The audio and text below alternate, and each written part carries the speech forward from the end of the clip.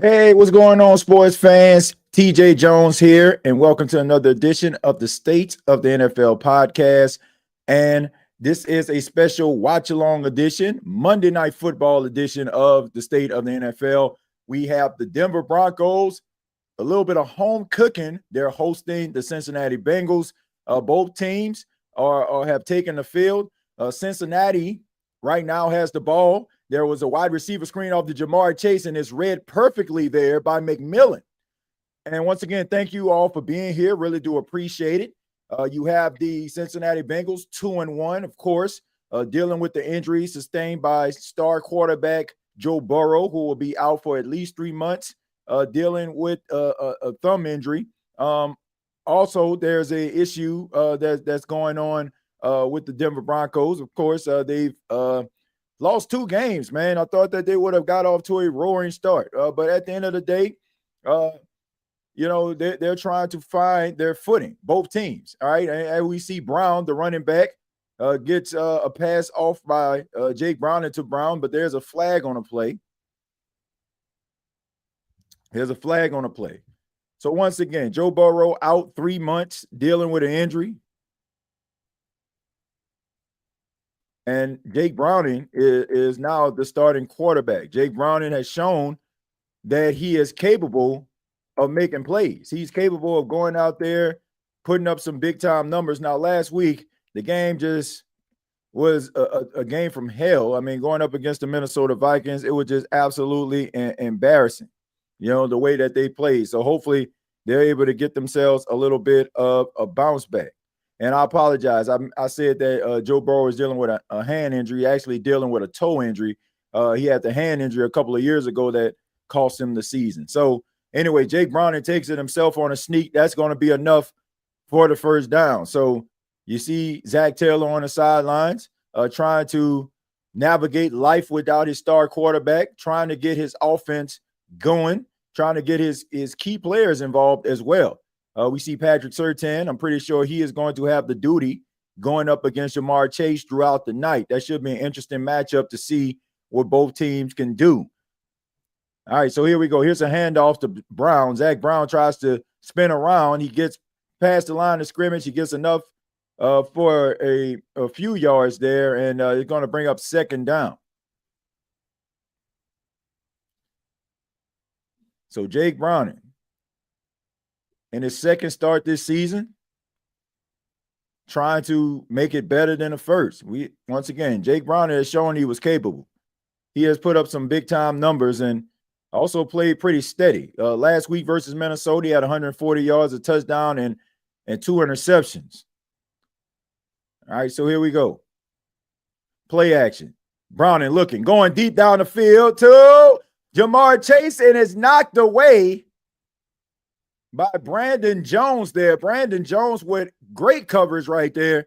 Jake Browning trying to fit the ball to Jamar Chase, and he's getting the respect of being that number 1 receiver.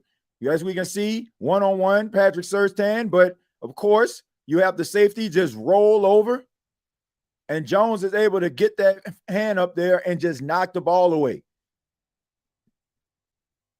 I know Jake Browning is going to try to go to Jamar Chase quite often tonight, and it's going to be up to the Denver Broncos defense to try to shut him down. All right, so here we go. Here's a fade route here, and that is to T. Higgins, and he comes down with the catch, and is enough for the first down. What an incredible catch by T. Higgins. And he might be the go-to guy for tonight, especially when you look at Patrick Surtain, who's probably going to be traveling with Jamar Chase throughout the night. So T. Higgins has an opportunity to have a monster night. As we can see, the defender basically pulling all on him, but an even better catch than coverage by T. Higgins. All right, so here we go. 1st and 10. Browning in a gun. He looks. He checks it down. That pass is caught. And that's to Tinsley right there. So Tinsley is part of that wide receiver rotation, kind of a third, fourth string receiver there, but taking advantage of his opportunities. So that's what happens. Jamar Chase is able to get down the field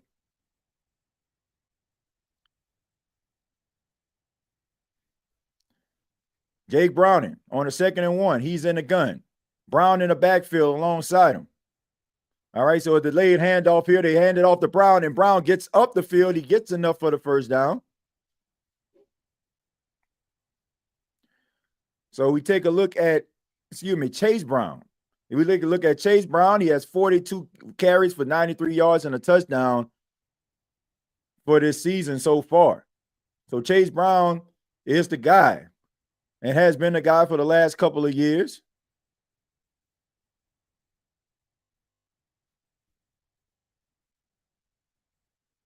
And thank you all for being here. All right, so we got Jake Browning on a 1st and 10. Really good drive so far by the Cincinnati Bengals. They hand it off again to Chase Brown. He stops. He tries to get up the field, gets past the line of scrimmage, and gets about 2 or 3 yards on the play. And Tillman there on the stop, of course. Big guy.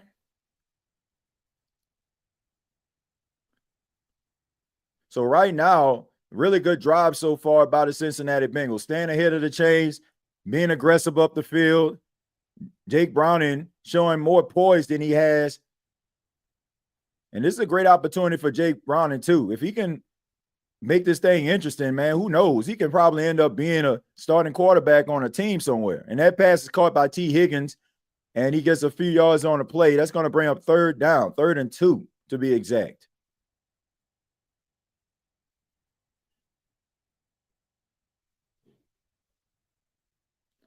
All right, so Jake Browning right now in this drive, 5 of 6, 43 yards.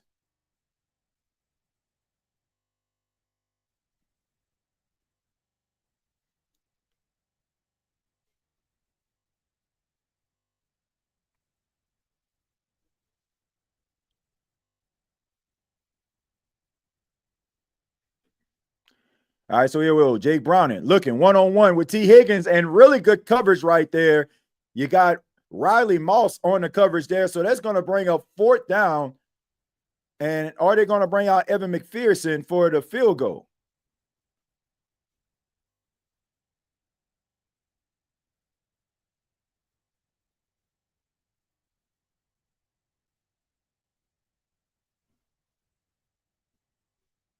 All right, so we see Evan McPherson, who is really good, under 30 yards, 22 of 23.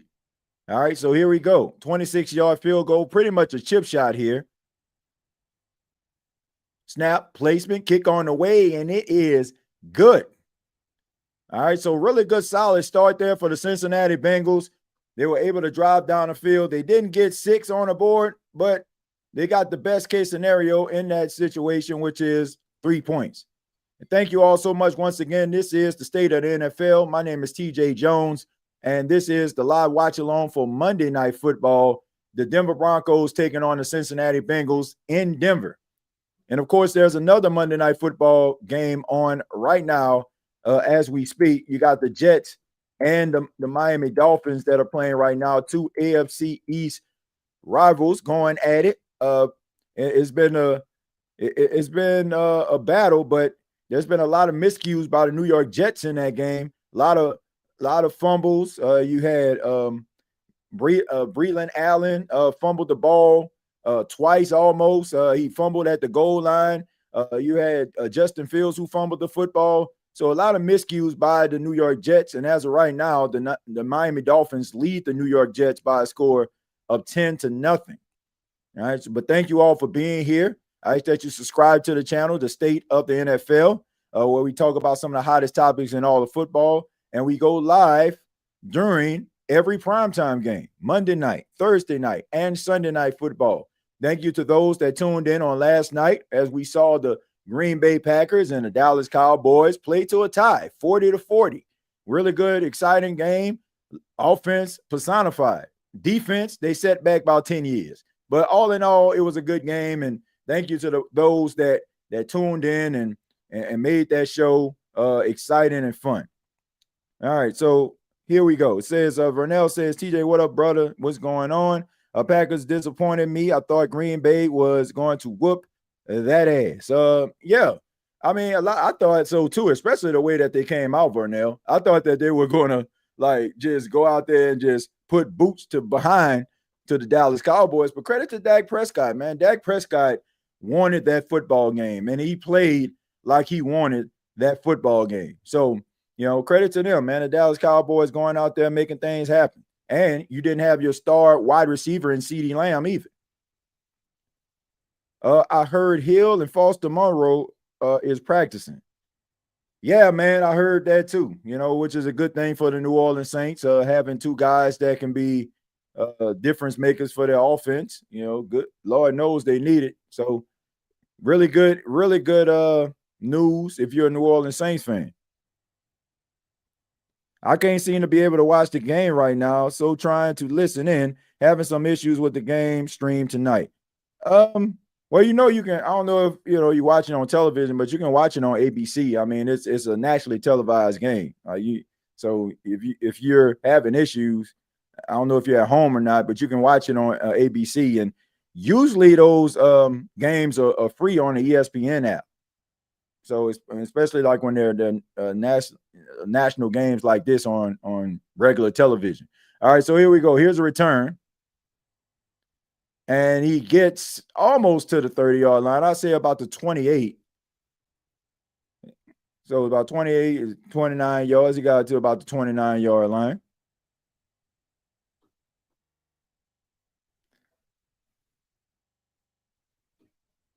All right, so here we go. Bo Nix, 64% completion percentage, 178 yards, last week. So Bo Nix has had some struggles this season. Like, he had a really good, solid rookie campaign, but of course, teams start to get film on guys, and the next thing you having some issues here. All right, so here we go.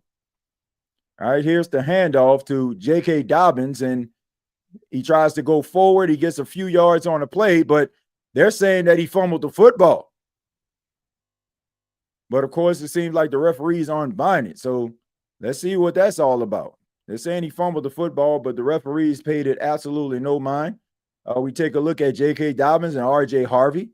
You got Cortland Sutton, Marvin Mims, and Troy Franklin, who are the wide receivers for the team. And we know how Sean Payton operates. He likes to have wide receiver by committee, not zeroing in on one particular receiver. All right, so here we go. Bo Nix in the gun, single by himself, rolling to the right there. He throws the ball down the field, and that is caught, and that's by Mims, and he's able to get about 8 yards on the play. So Trey Hendrickson on a pursuit there. Of course, Trey Hendrickson got himself a little bit of a bonus, a $16 million increase. Yeah, he set out and were held out for a new contract, and he's still going to be an unrestricted free agent at the end of the season. So he'll be able to pick the team that he wants to go to, and I'm pretty sure he's going to be one of the highest paid pass rushers in football pending any serious injury, and I hope that don't happen because I like myself some trade day. All right, so anyway, 3rd and 2. Bo Nix under center. And the play clock expired, but instead they just called the timeout. So very early in the game, the Denver Broncos have to use their first timeout. So those pre-snap penalties are crucial, man. And you also got to be mindful of the clock. You got to make sure that you're paying attention. Clock management is indeed key.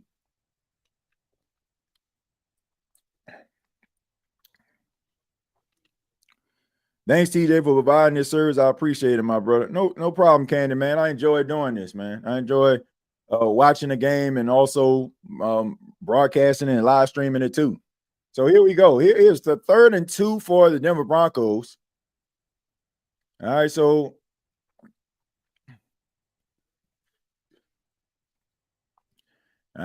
Mims in motion. Instead, they do a toss play, tried to get around the corner of Harvey, and he goes absolutely nowhere on that. Really good stop right there. Really good pursuit by the defense of the Cincinnati Bengals. That's going to bring up 4th down, and the Denver Broncos are going to have to punt.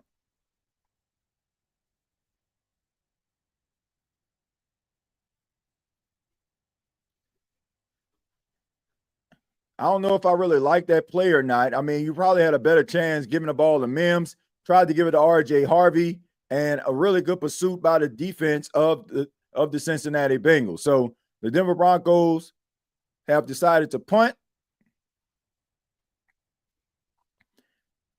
And Crawshaw kicks one.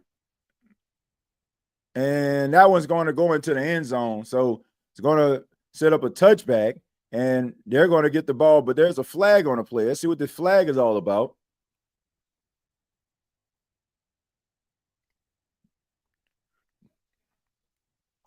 So really good response by the Bengals, especially the way the defense played last week. They couldn't stop a nosebleed.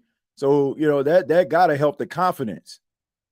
All right, so there's going to be a penalty on the return team, which most special teams penalties always seems to be that way. As we take a look at Alex Moore, the head referee, head line judge for tonight's game.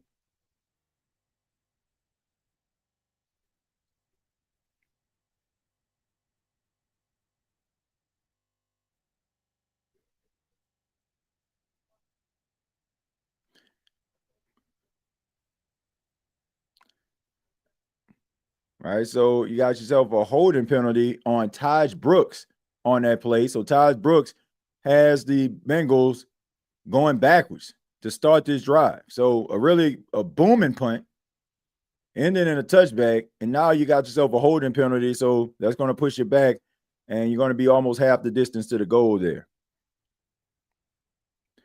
TJay, surprise Saints flex versus Pat week 6, 1:00 p.m.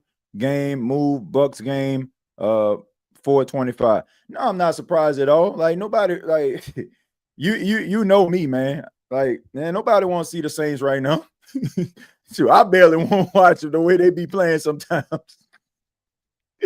Nah, but all seriousness, man, like I can understand that from a rating standpoint. I mean, you don't want to jeopardize the ratings. I mean, we know that they want eyes on the product, and that's not an appealing football game. I mean, the 49ers and the Bucks are an appealing football game, and unfortunately, the Saints and the Patriots aren't. Like if this was about 5 or 10 years ago, it would have, right? But not today. So I'm not surprised by that at all. I am kind of shocked. Like I don't think I ever see a game get flexed out this early in the season, like that Saints game did. Like they usually start flexing games like this around week 15, 16 or something. Like when the season is pretty much over for these teams. But I guess the way that both teams have played, even though the Patriots beat the brakes off the Panthers on Sunday, I mean both teams are leaving a lot to be desired. So you're going to have those flex games. I don't think I ever seen a game get flexed this early in the season. TJay, how do you feel about the Saints not playing the rookie linebacker? I went back to and watched tape, and that guy, he is all over the field. We should put him in. You're probably referring to Danny Strutzman. Yeah, I like Danny Strutzman a lot. I think that he's a talented linebacker, but I think that the Saints have a pecking order there. He's on the field, but they use him in spurts, and I'm pretty sure as the season goes on, if things continue, you'll probably see some more of these young players playing out there. I mean, we see Ernest Sinker, the rookie, he made some plays. We see Quincy Riley, he made some plays. So you'll see these young players step up and start making some, some plays and being a part of the rotation sooner rather than later. All right, so we see the ownership group of the Denver Broncos. Also have Condoleezza Rice, who was a part of the Bush administration back in the day. She's one of the part owners of the Denver Broncos. All right, so here we go. 1st and 10. And here's a handoff. This is to Chase Brown, and he gets up the field. He gets about 4 or 5 yards on the play. So really good run right there. And I like Jake Browning, man. I watched him for a long time. I remember him being at the University of Washington, had some really good, college seasons. And, he's been a backup for the last few years for the Bengals. But, I mean, like I said, you don't have Joe Burrow for like 3 months. If the Bengals can get it together and he plays some solid football, and he can set himself up to be a possible starter for a team next year. There's a lot of needy teams that need a starting quarterback. All right, so here we go. 2nd and 5. Browning in a gun. All right, you getting pressure. You got one-on-one down the field, and he tries to get it to Jamar Chase, and they're going to call Riley Moss on a pass interference penalty. So Riley Moss seemed like, he was holding on to Jamar Chase. All right, so of course, this is a spot foul, so it's pretty early in the game, and it seems like Jake Browning has his assignment, which is anytime he sees Riley Moss lined up on T. Higgins or Jamar Chase, throw the football. Doesn't matter. If his man coverage and Riley Moss is out there, throw it to one of these stud athletes at the wide receiver position. So he understands the assignment. All right, so here we go. Automatic first down. Riley Moss, he has to make sure that his confidence doesn't waver. They're going to be picking on him throughout the night, especially when you have an all-pro and people consider arguably the best cornerback in football, Patrick Surtain, on the other side. So Chase Brown tries to go forward. His offensive line tries to push him, but he gets about 3 yards on the play. So this is going to bring up 2nd and 7.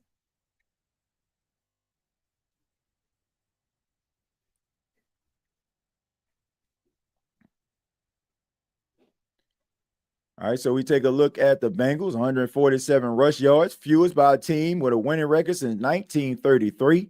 So they're definitely trying to get the run game started here tonight. All right, so here we go. Chase Brown in the backfield along with Browning, and he throws it. That pass is caught by Jamar Chase, and he gets close to the first down.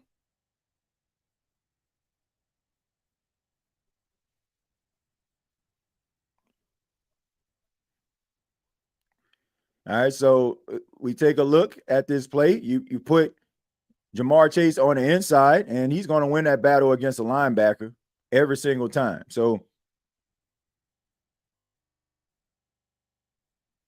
Alex Singleton, that was a tough matchup for him. All right, so 3rd and 2. Jake Browning calling out the protections. Play clock at 5, 4, 3, 2, 1, and it's snapped. Jake Browning looking, one-on-one coverage down the field. He tried to get it to T. Higgins, and that pass is incomplete. And Riley Moss this time with really good coverage. So Riley Moss up to the challenge tonight. And you're going to have to be, because once again, they're not going to go at Patrick Surtain. Too much respect for him. So every time they see one of these freak wide receivers, T. Higgins or Jamar Chase, lined up on Riley Moss, they're going to take that. So it's 4th and 2. Very aggressive call early in the game by the Bengals. Samaje Perine now in the game.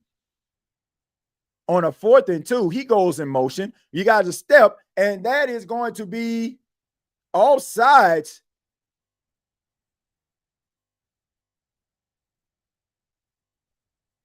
So Jonah Ellis, brother of Atlanta Falcon linebacker Caden Ellis, might be responsible for a neutral zone infraction, but instead,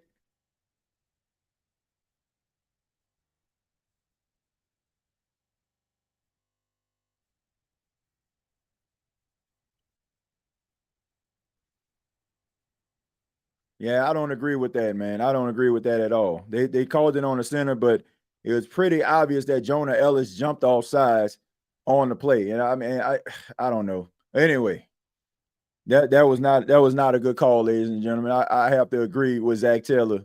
I got to echo his sentiments. That was clearly neutral zone infraction. But anyway, here's the punt. And he shanks that shank out of bounds. And I'm talking about he has taken a walk. And Bo Nix is like, no, it was right here. Let me help you. But of course, they're kind of biased.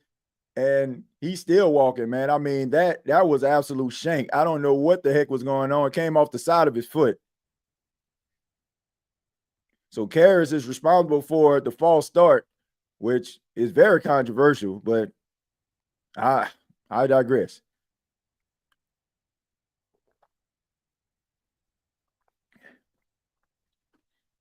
Game 3-0, Denver Broncos.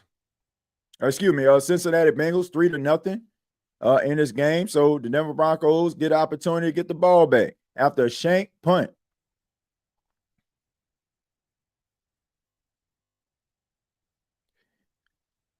The ESPN app works. Yeah, that's good. Yeah, I mean, anytime you have like those games that's on like ABC, NBC, you can use the apps in order to access the game. Broncos offense are frustrated on the field, TJ. Next thing you know, our team offensive secondary are completely terrible plays against Buffalo Bills yesterday. I don't know what our team going to do for real. Well, they got to rebuild, Jeremiah. They got to rebuild. They got to rebuild and get better. And you get better by drafting and also just improving your young talent. So that's how you get yourself out of the situation that you're in.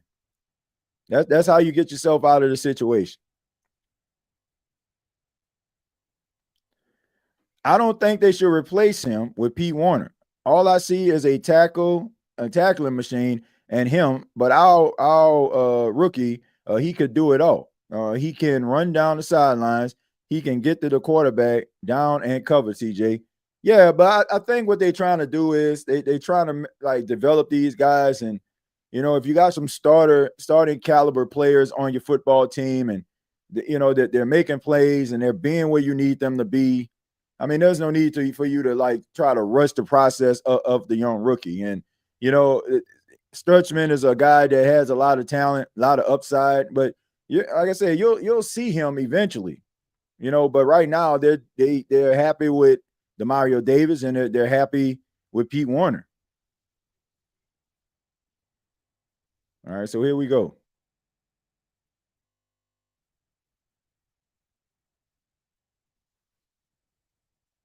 All right, so basically, when his head went up. All right, so anyway, 1st and 10 for Bo Nix and the Denver Broncos. J.K. Dobbins in motion. He goes back to the backfield. Here's the snap. Bo Nix looking, and he tries to scramble, and he gets a few yards past the line of scrimmage. Gets about 2 or 3 yards on the play, so that's going to bring up 2nd down.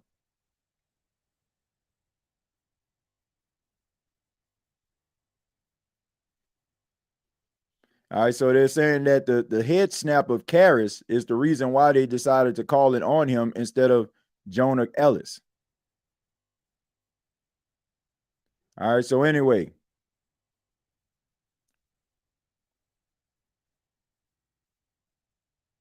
All right, Troutman in motion. Nix rolls to the right, throws the ball downfield, and that pass is almost caught by Troy Franklin, but the pass is incomplete, goes right through his hands. So Bo Nix rolling to his right, threw a very catchable ball. Troy Franklin just couldn't come down with it. So his former Oregon teammate isn't able to help him out. I mean, drag route, little mesh concept there, dragging across the field. I mean, you got to come down with that football. Now it's 3rd and 7. Bo Nix in the gun. Here's the snap. And shows poise, throws behind Courtland Sutton, but he's still able to catch it. Notice I said he threw it behind the receiver, and he still was able to catch it. And that's enough for the 1st down. So Courtland Sutton is able to get a 1st down. We take a look at Bo Nix. You got Courtland Sutton on a little bit of a crosser there, able to catch the football. All right, so anyway, here we go. 1st and 10. All right, so here we go again. Bo Nix rolling to his right. This pass is caught. This is to Adam Troutman, and Troutman is getting up the field, and that's going to be a flag. How is that not a horse collar, ladies and gentlemen? But anyway, big time game right there about a big fish, Adam Troutman. So Adam Troutman, he tried to give him a little chip. He was able to get through the chip, and he goes across the field. So a lot of these crossers are being called right now by Sean Payton, and Adam Troutman just getting up the field.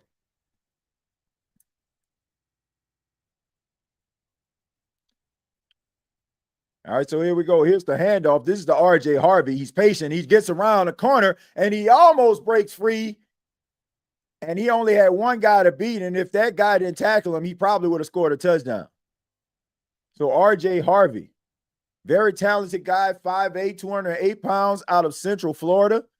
lot of people compare him to Alvin Kamara with his ability to be able to catch the ball out of the backfield, able to contort his body, really good balance, really good, promising young running back, the rookie out of Central Florida once again. So here we go, 2nd and 2. All right, so here's a handoff to the fullback, I believe, if I'm not mistaken, that's Adam Prentice. So Adam Prentice getting the first down.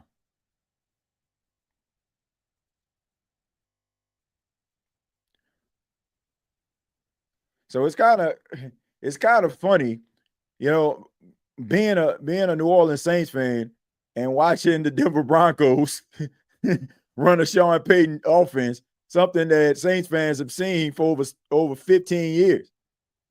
And they just running it the same exact way. It's just funny to watch. But anyway, here we go. More of an I formation here. They hand the ball off to J.K. Dobbins. He runs up the middle and gets a few yards on the play. It's going to bring up a 2nd down.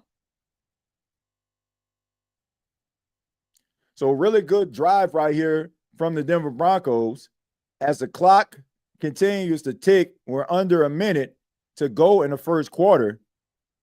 And the Denver Broncos are trying to get 6 points on the board.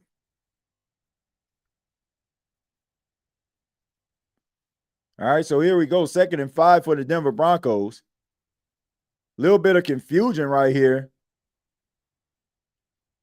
And Bo Nix trying to throw the ball up in the air. He tries to get it to Bryant, but that pass is incomplete. So, I mean, I don't know what happened right there, but Pat Bryant, that was not a good route. I agree, but he's a big target, man, 6'2", 204 pounds, and they use him in the red zone.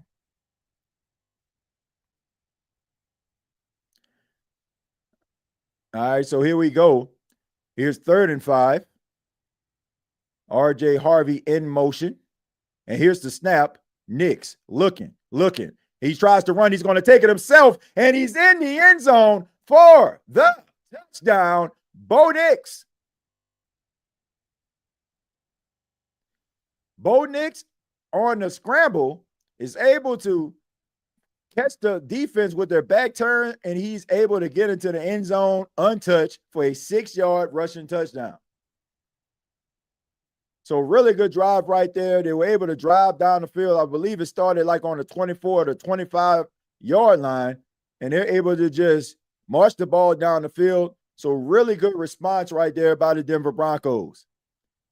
All right, so here we go. Will Lutz kick, and that is good.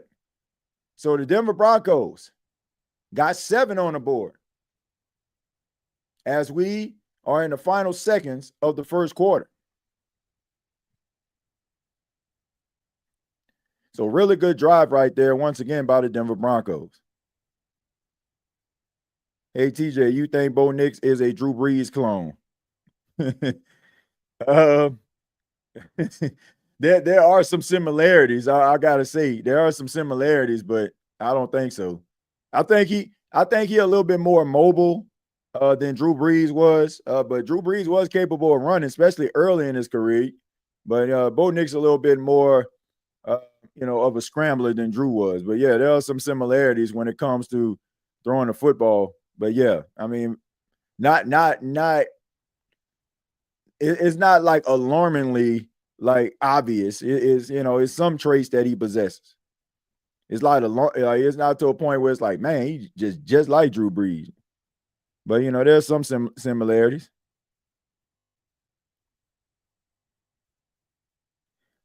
Warner, I meant. Let's see. Tyreek Hill. Oh my God, his leg. Ooh, I don't think I like the sound of that. What happened with let's take a look. Let me see if I can actually go to that game. I apologize, folks. Let's see what's going on here. Apparently something happened with Tyreek Hill's leg. Let's see if we can actually see what happened here. All right, so it looked like it's on commercial. So let me see if we can actually pull that up. What happened to Tyreek Hill? Can somebody give me a report. He might give me a report on what's going on with Tyreek Hill. See if I can actually pull that up. See what happened. All right, so he's getting carted off the field. Look like they're bringing out the cart.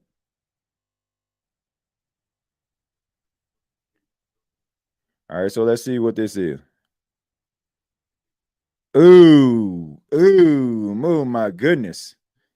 Yeah, that was not a good look right there. Yeah, buddy, man. Oh, you hate to see that, man. You hate to see that. Yeah, you hate to see that. Yeah, man, praying for that brother. Yeah, he definitely broke his leg. I mean, his leg is.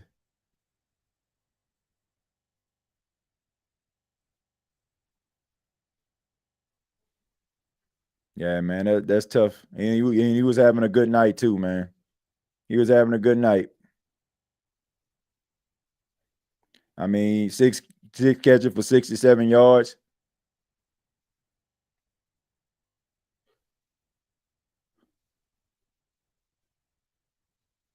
All right, so Tyreek Hill, man, getting carted off the field. Man, I mean, he's staying positive about it, but that's going to be a long journey. Yeah, you hate to see that, man. Hate to see that. Very talented wide receiver. Know he's had some issues, some ups and some downs, man. But you hate to see that. You hate to see that happen to a guy, man. But I'm pretty sure he's a competitor. He's a warrior. He's going to try to fight his way back to the field. So prayers up for Tyreek Hill, man. Hate to see that. All right, so as we transition back to the game in the final seconds of the first quarter. Handoff to Chase Brown gets a few yards to get about a yard on the play. So that's going to be the end of the first quarter.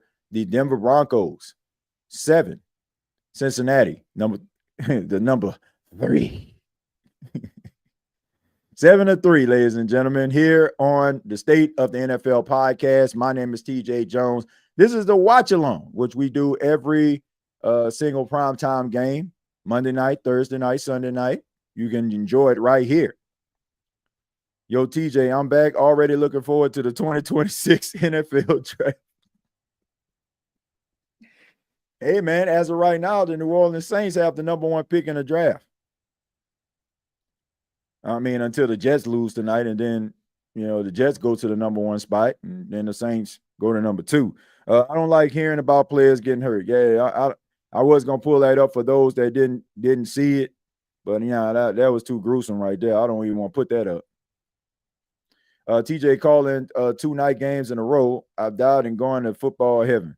Yeah, man. I mean, we call for the last couple of weeks. My intentions, it was to call the game last week. Man, I don't know exactly what happened. I know the week before, I had a little bit of technical issues on that Monday night game, and I wish I did because that was a really good game. It was the Texans and the Broncos. And, not the Broncos, the Buccaneers. That was a really good game. But yeah, and then just had some technical issues. I think I called the game in the fourth quarter, the Lions and the Ravens. So TJ, have you had a chance to check out Denzel Boston? Yeah, I was able to check out the young man. I mean, big target guy, chosen. I like his I like the fact that he's a possession guy. He's a raw talent, man. I think that, he's a guy that's probably going to hear his name called pretty early in the draft. He has really good upside, man, and really good, really good 50-50, ability. Like, what I like is, like how, you can also use him as, a guy in the slot. He can be able to get in the slot and be able to eat there. He can be a red zone guy. So, yeah, I was able to check him out, man. All right, so yeah, but I was able to check him out. I'm looking at this right now as we see Tyreek Hill leaving the field, dealing with that gruesome, I mean, absolutely gruesome injury. You hate to see a player go out like that, man. But yeah, I mean, he's a talented guy, man. You know, I like what I saw. Jake Browning throws the pass, and that pass is caught. And that is Mike Gesicki. And I believe that Noah Fant is not playing in this game tonight, if I'm not mistaken. So Mike Gesicki has been around quite a bit, but he's going to get a lot of action tonight due to Noah Fant not being available tonight. So Mike Gesicki has been with the Miami Dolphins, New England Patriots, and now he's with the Cincinnati Bengals. And it's 3rd and 1. You got Gesicki in motion. All right, so here we go. Kind of got a head start there, but that's going to be offsides. That's going to be offsides on Franklin Meyer. I mean, he was there very early. All right, so that penalty decline is a first down anyway. Would have been a first down if they didn't get it. So he definitely jumped the gun.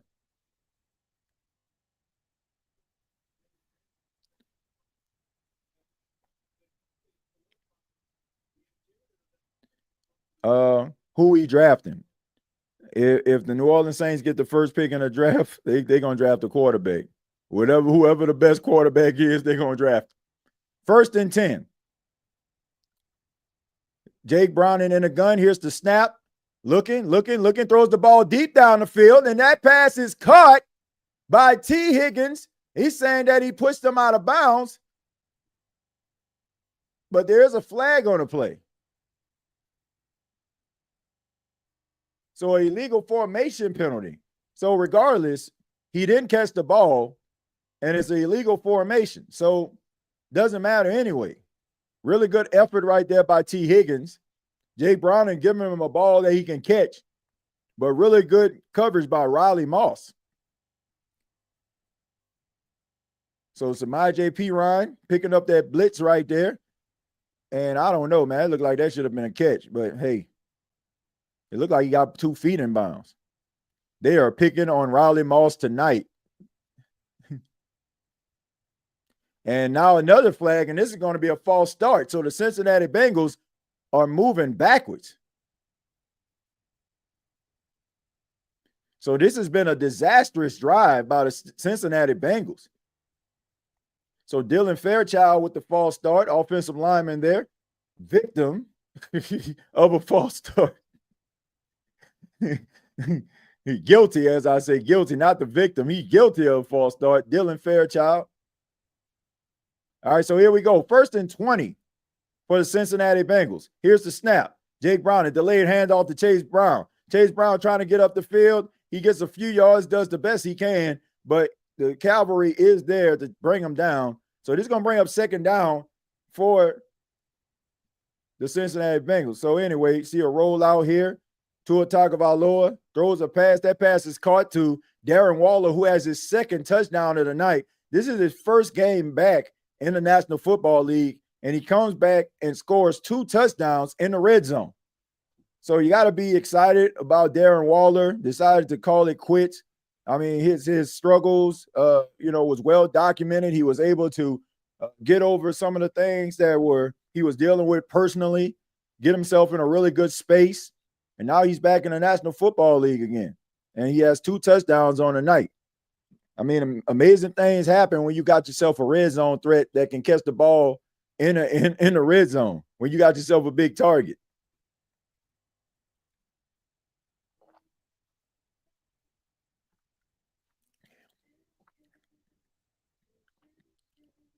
Lenore Sellers might be nice. Yeah, if Lenore Sellers is the best, if he's the best quarterback, yes.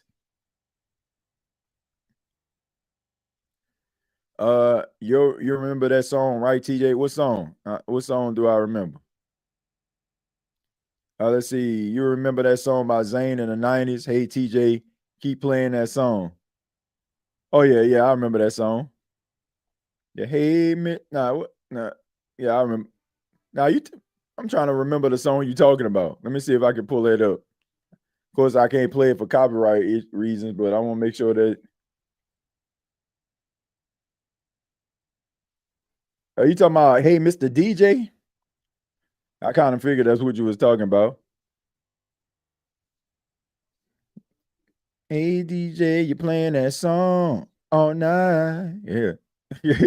Everybody, move your body. Let's do it. Here's something that's gonna make you move and groove. Hey, Mr. DJ. That's that joint right there. Yeah, I remember that song, man. I see a lot of people talking about the 2026 season. How can we trust the Saints to do the right thing with a little money in their pocket and draft good players? Well, they drafted some good players this season, Alfred. I mean, you have to admit, Yerny Sinker looked good. Quincy Riley looked good. Um, I mean, they got some players out there that's making some plays, man. So, they got some talented guys. Calvin Banks out there looking solid at the left tackle position. So they had a solid draft this year. If they can replicate that, now they can't be half stepping, but yeah, they had a solid draft. Those guys are making plays. 2nd and 15. Here's the snap. Browning looking, flushed out of the pocket, rolls to his right, and he just chunks that ball out of bounds to the bench. He had pressure on Browning. He rolled out of the pocket, throws the ball away, didn't see anybody open.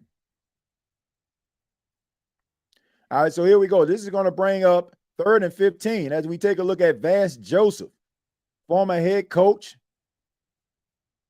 Now he's the defensive coordinator. All right, so 3rd and 15.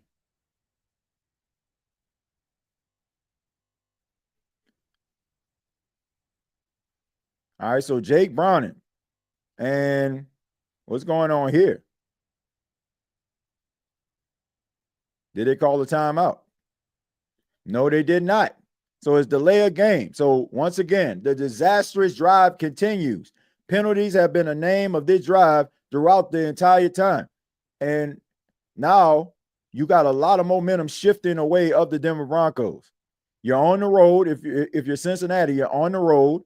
You're trying to get the crowd out of it, but you are creating self-inflicted wounds, which just makes the crowd even more excited. So 3rd and 20. Browning. Empty backfield. So here we go. Here's the snap.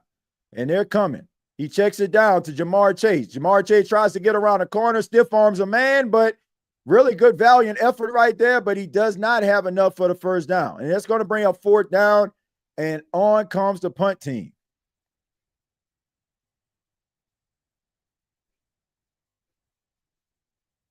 All right, so 4th and 10 is able to get 10 yards on the play, but that's still not enough.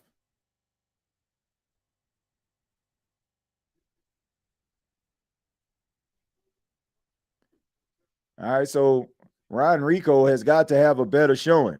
I mean, he absolutely shanked the last punt. So let's just hope if you're a Cincinnati Bengals fan that he's able to get that ball down the field. All right, so here we go. And hold on, another whistle here, and there's another flag, and that's going to be a delay of game.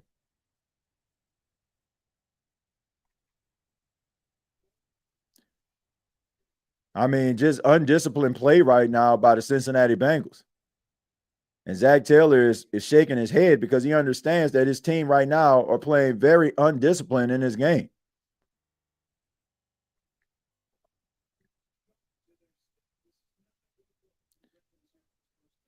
And if you are a fan of a team that has been struggling, when you see these teams, like this that are undisciplined, right? It is no secret why they're finding issues.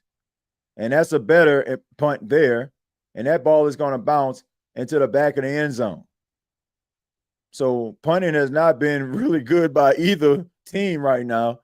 Both teams aren't able to drop the ball at least in the 10 at the 10. Both punts went out of bounds. So right now the Denver Broncos are getting the ball back, and they got a chance to get into the end zone again. TJ, I dare you to wear a shirt that says shoe with that hat. Then I'd be it'd be shoes and socks. Yeah, I mean that would be pretty That'd be pretty clever. I don't even think I don't have a shirt that has shoe on. TJ, can we talk about the Saints? I got a question. Yeah, you any NFL team that you're a fan of, trust and believe. This is a safe space, ladies and gentlemen. You can ask any question about any NFL team. Throughout the night, we kind of talk about different topics pertaining to NFL teams. A couple games that happened yesterday. Like I said, the Dallas Cowboys game, and they played the Green Bay Packers. That game was exciting, ending in a tie. Both teams gave it their all, and you hate to see a game end in a tie that was as exciting, and know that both teams wanted it, but that's where we're at. And then you have a couple team that didn't lose a game, undefeated teams, end up suffering their first loss of the season, the Tampa Bay Buccaneers, the San Francisco 49ers, and also the Indianapolis Colts suffered their first loss of the season to the Los Angeles Rams. So the Rams getting back on a winning track after a heartbreaking loss to the Eagles. The Eagles remain undefeated after they knock off the Tampa Bay Buccaneers. And you also have the Buffalo Bills beating the New Orleans Saints to go to 4-0 on the season. So a lot of teams pretty much separated themselves. But I think the biggest shocker has got to be the Baltimore Ravens. The Baltimore Ravens do not look like the Baltimore Ravens teams that we are accustomed to. Lamar Jackson left the game with a hamstring injury. Cooper Rush finished the game. So, his status is in question. But regardless if he is available or not, you got to be concerned about the Baltimore Ravens, because right now it seems like everything that could go wrong is going wrong for the Baltimore Ravens. But I still have a lot of confidence in that team. They got a lot of talent, but defensively, they're giving up a lot of chunk plays, and that's just not what we're used to when it comes to Baltimore Ravens football. As we see Mims on a screen pass is able to get up the field, and he's I believe this is his third season out of the University of Oklahoma. All right, so here we go. And you see a play action, Justin Fields, and he's able to reverse field, get up the field at the 40, at the 30, and he gets to the 20, to the 10, to the 5, and into the end zone. And now the Jets making it interesting yet again.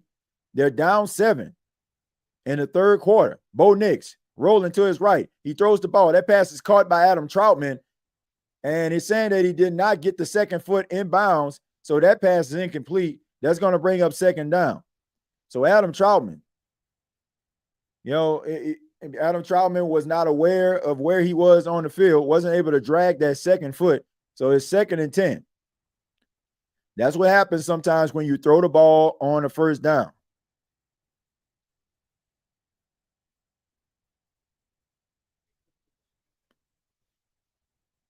All right, so here we go. 2nd and 10. And like I said, when you throw the ball on first down, you're setting yourself up for 2nd and long, 3rd and long. Okay, so here we go. Here's a quick pass, gives it back to Adam Troutman. So giving him a little bit more confidence. This time he goes to the opposite side of the field.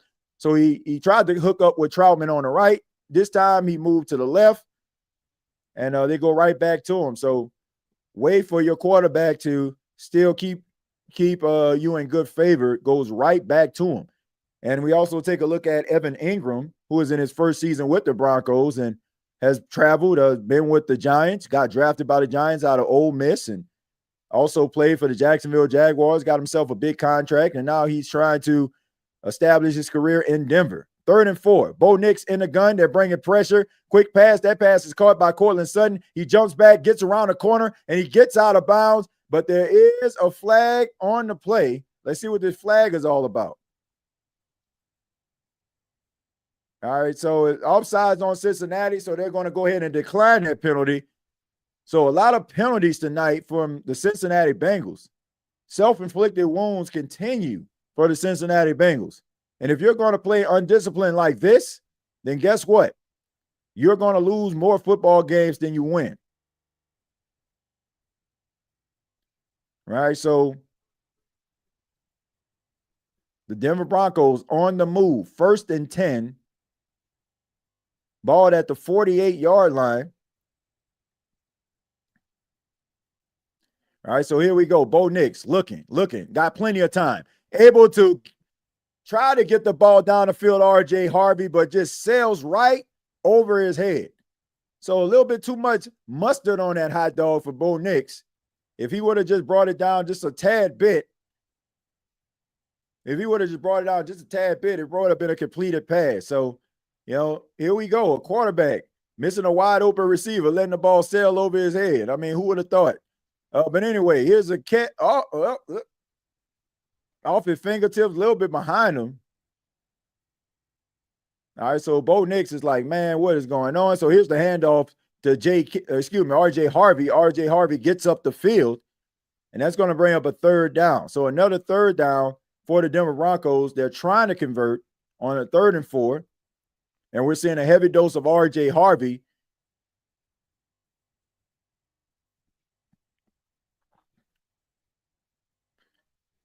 Yeah, so if he would have hooked up with RJ Harvey on that throw, probably would have scored a touchdown. He was wide open.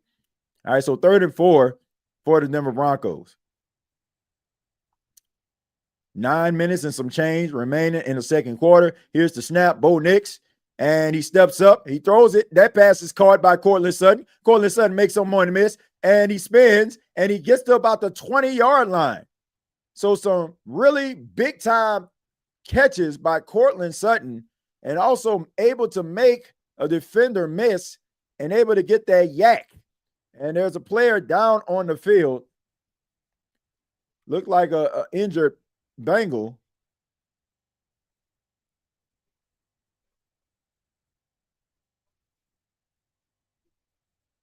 All right, so here we go. Showing boxing out Taylor Britt, a very talented corner in his own right. And Bo Nix just breaks off the sack, able to step up, complete the pass to Courtland Sutton, and able to make Britt miss and able to get up the field. All right, so we see an injury on the field to Demetrius Knight out of South Carolina. Really talented guy, man. Demetrius Knight, really talented player, man. Watched him quite a bit at the University of South Carolina.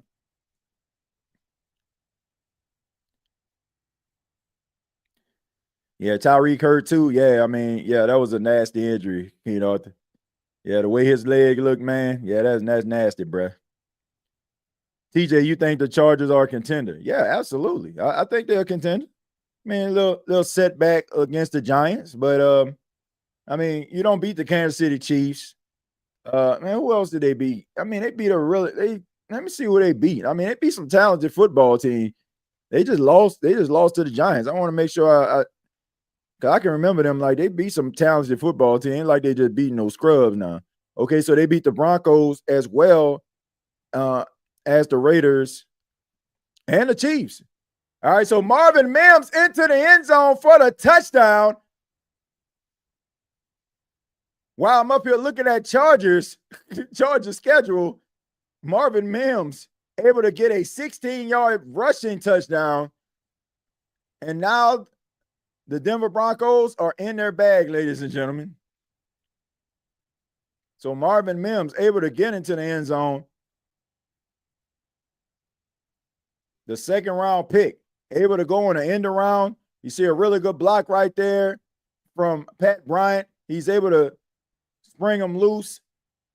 And the kick by Will Lutz is good.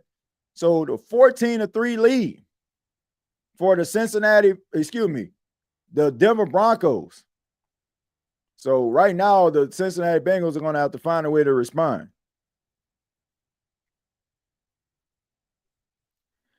The Bengals look lost. Yeah, they do. I don't know, man. Like you got to be able to have some confidence in your backup quarterback.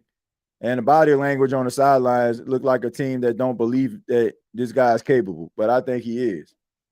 TJ, I wanted to ask, what is it that I'm not seeing about Rattler? Like, people have been acting as if he's been terrible, and I'm saying this man compete every game. I don't know, maybe I'm missing something. It's because, they're not winning football games.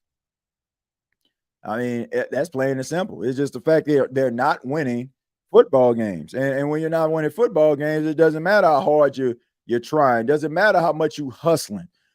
People want to see results, and and the effort, the moxie and grit is not translating to win. So that's the reason why. I mean, fair or unfair. I mean, he hasn't won a football game. So of course people are going to feel like he's the reason.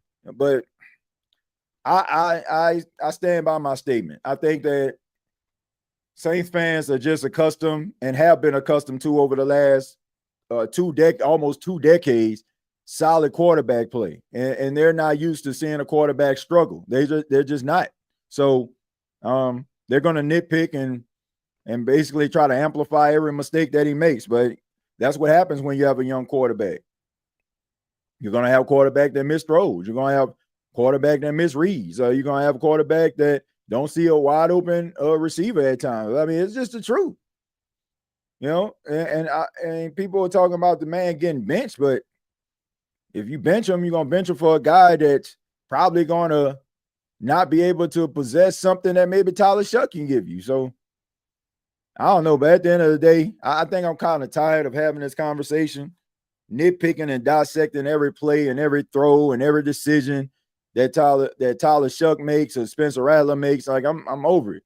Like it's not going to generate to wins. It's just not. It's just not going to generate the wins. And quite frankly, I'm just tired of having a conversation about it at this point. Like Tyler Shuck is the starting quarterback, and people clamoring to want Tyler Shuck. Like Tyler Shuck just about to come off the bench, and the Saints gonna go on a 10-game winning streak. It's just ridiculous. And they're also saying we need to see what the young rookie have. What he shows you is not going to be indicative to what he can be as a quarterback. So I just think that that's ridiculous. Like if you put him out there and let's just say he plays solid, who's to say that next year he won't look like even better than what he will show you this season? But of course, people just want to feel like that, there's some hope somewhere. But I'm just over the conversation, to be honest with you. I'm very over the conversation. It's like the Saints are not a good football team right now. So Saints fans are going to have to deal with it. I'd rather be playing my PS5 with Street Fighter Year 1 and 2 and NBA 2K, TJ. What's your favorite game on Xbox Series X? Action games, fighting games, sports games, or shooting games? I like a little bit of of shooting games or adventure games. But I'm mostly into like sports games, like the soccer games, the NFL, the college football, and also like WWE 2K as well. I get a kick out of playing that game, especially like since Paxton has gotten into wrestling. So it's pretty cool, be able to share those type of experiences with your son. Tyreek likely out for the season. Likely. Looking at, I mean, I ain't laughing at his injury, but I don't see him coming back after that. Like that boy leg was bent up. All right, so here we go. 1st and 10. Here's a handoff, but no, instead it's a play fake. Throwing down the field, and he tries to get the wide receiver, and that is Tinsley, but he cannot catch the pass. So it looked like he had opportunity there. All right, so they called holding on Anderson. All right, so right now this has been a night from hell so far for the Cincinnati Bengals. I mean, 8 penalties in the first half. That is unacceptable. And you're not going to win football games like that. Who would have thought another team having undisciplined play? I mean, I just thought it happened to the Saints. But anyway, throwing the ball up the field, and that pass is incomplete. I don't know what the heck is going on, but this is some terrible play calling so far. I don't know if he's just putting these 50-50 balls up here himself or Zach Taylor is calling this, but regardless, it's not working. And all they're doing right now is just basically playing the boundary. They're just making sure that they're playing the boundary and really good angle right there by Riley Moss. So trying to go B.O.B. bombs over Baghdad every single play is not working. It's okay to take what the defense gives you and not just force feed your wide receivers. But anyway, here's a rollout. He tries to throw it, and Jay Browning throws it away, but there is a flag on the play. All right, so you got a holding penalty. So 9 penalties in the first half for the Cincinnati Bengals. I'm currently playing Red Dead 2 story mode right now. Yeah, I'm a Red Dead Redemption type guy, man. You know, I got that GTA Plus subscription, man, where you have like all the different Rockstar games. And you know, I would downloaded the Grand Theft Auto Vice City, man. That's a classic right there. Let's see, O-line sucks. We still need to fix it. I thought they played pretty well yesterday. I do. I think if we're talking about the Saints, I think the Saints offensive line played well. If we're talking about the Cincinnati Bengals, yeah, they don't have the best offensive line. Mims is able to get up the field, but he's tackled. And that was a really good punt right there by Rico. And Jake Browning trying to figure it out. Right now, his team is teetering.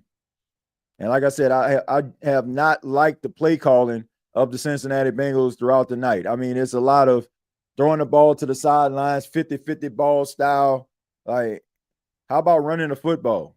You know, instead of trying to force feed these wide receivers and trying to justify their contracts. Like this, if you're not able to get the ball to these wide receivers and trying to create like matchups that are favorable to them, stop throwing the ball up the field. Run the football. Try to stay ahead of the chains. Set up a 3rd and short. I mean, throwing the ball down the field 3-4 times in a row is ridiculous. Terrible play calling. All right, so here we go. Al Golden in his first season, trying to fix the issues. All right, but instead there's a check down here. And Adam Prentice tries to get up the field, but he gets corralled right away. And there's another penalty. Excuse me, that's Atkins. I apologize, Atkins. All right, so here we go. There's another flag on the play. Let's see what this is all about.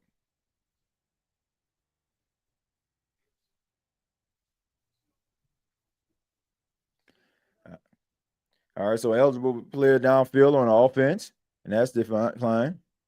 All right, so it's going to bring up 2nd down. Why would you decline a penalty there? I don't know.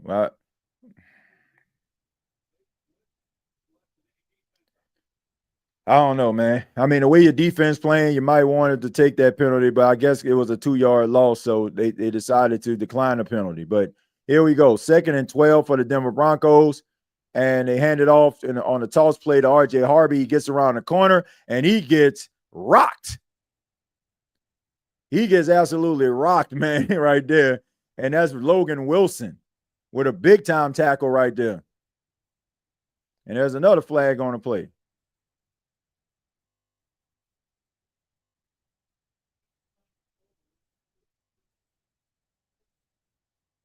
And that penalty is on Trey Hendrickson. So illegal hands to the face from the big-time all-pro Trey Hendrickson. So you see Cortland Sutton trying to block him, but he got the hands to the face.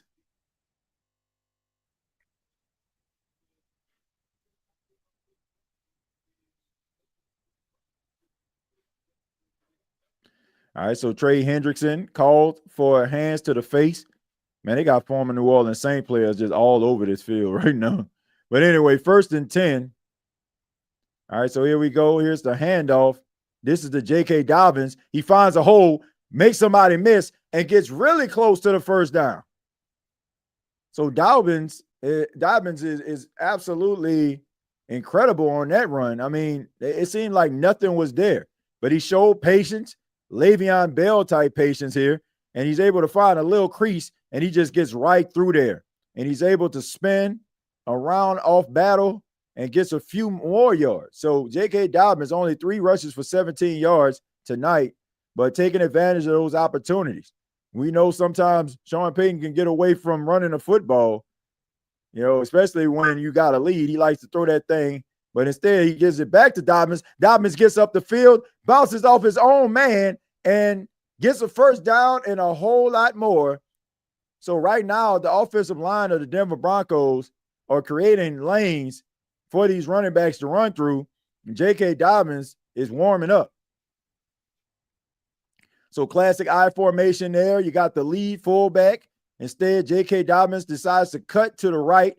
He has an offensive lineman up the field, able to push back the safety there, and you have J.K. Dobbins just be able to get up the field. I mean, he's able to get about 7-8 yards before he's even touched.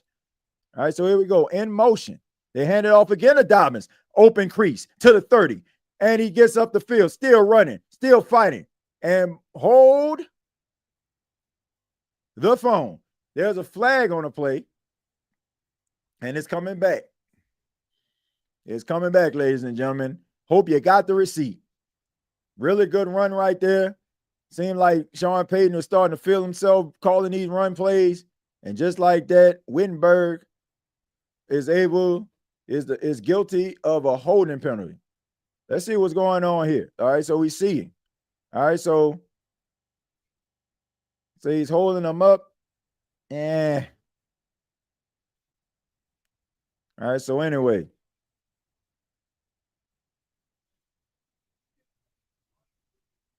So 1st and 19 for the Denver Broncos. In motion. Pass off to R.J. Harvey. He tries to get around the corner, and he gets smacked by Hill. I mean, they are lowering the boom, the absolute boom on R.J. Harvey every time he tries to run or catch. I mean, they are giving him this welcome to the NFL moment, this rookie. Alfred, thank you very much for the $4.99. Says, what you think about Gail laughing when dude said fire Mickey? LOL, you think she brushed it off, or you think that laugh had something to it? Nah, I just think she just kind of brushed it off. Man, Gail don't know what's going on for real. All right, Bo Nix throws the ball down the field. That pass is caught once again. Troy Franklin this time, and it's enough for the first down. So right now, the Denver Broncos are able to do whatever they want to the Bengals. When you combine the undisciplined play, how the defense seems like they're out of position most of the time. So we see him able to just make a little bit of a drag route across the field. And this is a handoff to R.J. Harvey. He makes somebody miss. He's still fighting, and he gets close to the first down. He got about 4 or 5 yards on the play. All right, so he actually got 7 yards on the play. So even more than I thought. He was moving so fast.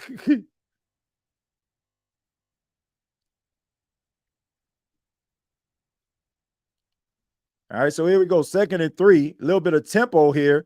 And that pass, a quick pass to Troy Franklin, and he's able to fight for the first down. And the defense of the Bengals trying to get him down and had about 3 defenders just bring him down. So Troy Franklin, 2 really good catches on this drive. So Bo Nix warming up, getting hot. Sean Payton in his bag right now.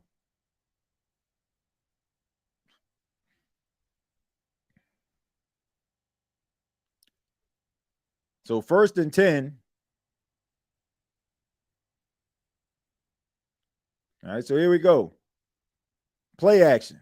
Looking some more. This pass is caught, and that's to Evan Ingram. Gets a few yards on the play. So not a first down, but okay, so yet again, tight ends out of position again. You got to throw the football. I mean, I think maybe Bo Nix took a little bit too long to throw that football to Evan Ingram. But, I mean, you got to understand where you are on the field. I mean, this is a veteran. This is not a rookie here. He's been in the league for a long time, Evan Ingram. All right, so 2nd and 10, and here's a play fake. He throws it again at Ingram. This time he throws it to the right-hand side, and he doesn't get the first down. It's going to be 3rd down, but he goes right back to him. So we see twice where we see Bo Nix tries to connect with a tight end. They don't stay in bounds, and he goes right back to him on the opposite side for a reception. So he did it with Adam Troutman early in the game, and now he did it again with Evan Ingram. So 3rd and 1 for the Denver Broncos if you're the Bengals, you're trying to get a stop. If you're the Broncos, you want to at least get a first down here. All right, so here we go. We got R.J. Harvey. A little bit of trickeration here. Wildcat. And he tries to run, tries to get the sidelines, and he tripped. Really good tackle right there by Hill. And that saved the touchdown for the Bengals. I mean, look, he would have been able to walk into the end zone, but they are going for it. Sean Payton is like, bump this. Let's go for it. And let's see if he actually is going to go for it. They're going to try to maybe do a hard count here. Or are they really going to go for it? Or are they just going to try to hard count it going into the 2-minute warning? But there's a timeout call. R.J. Harvey looked like he was going to be able to get around that corner, but really good tackle right there by Hill. Cincinnati Bengals call a timeout. They understand how important this is for them to be able to get this stop. I mean,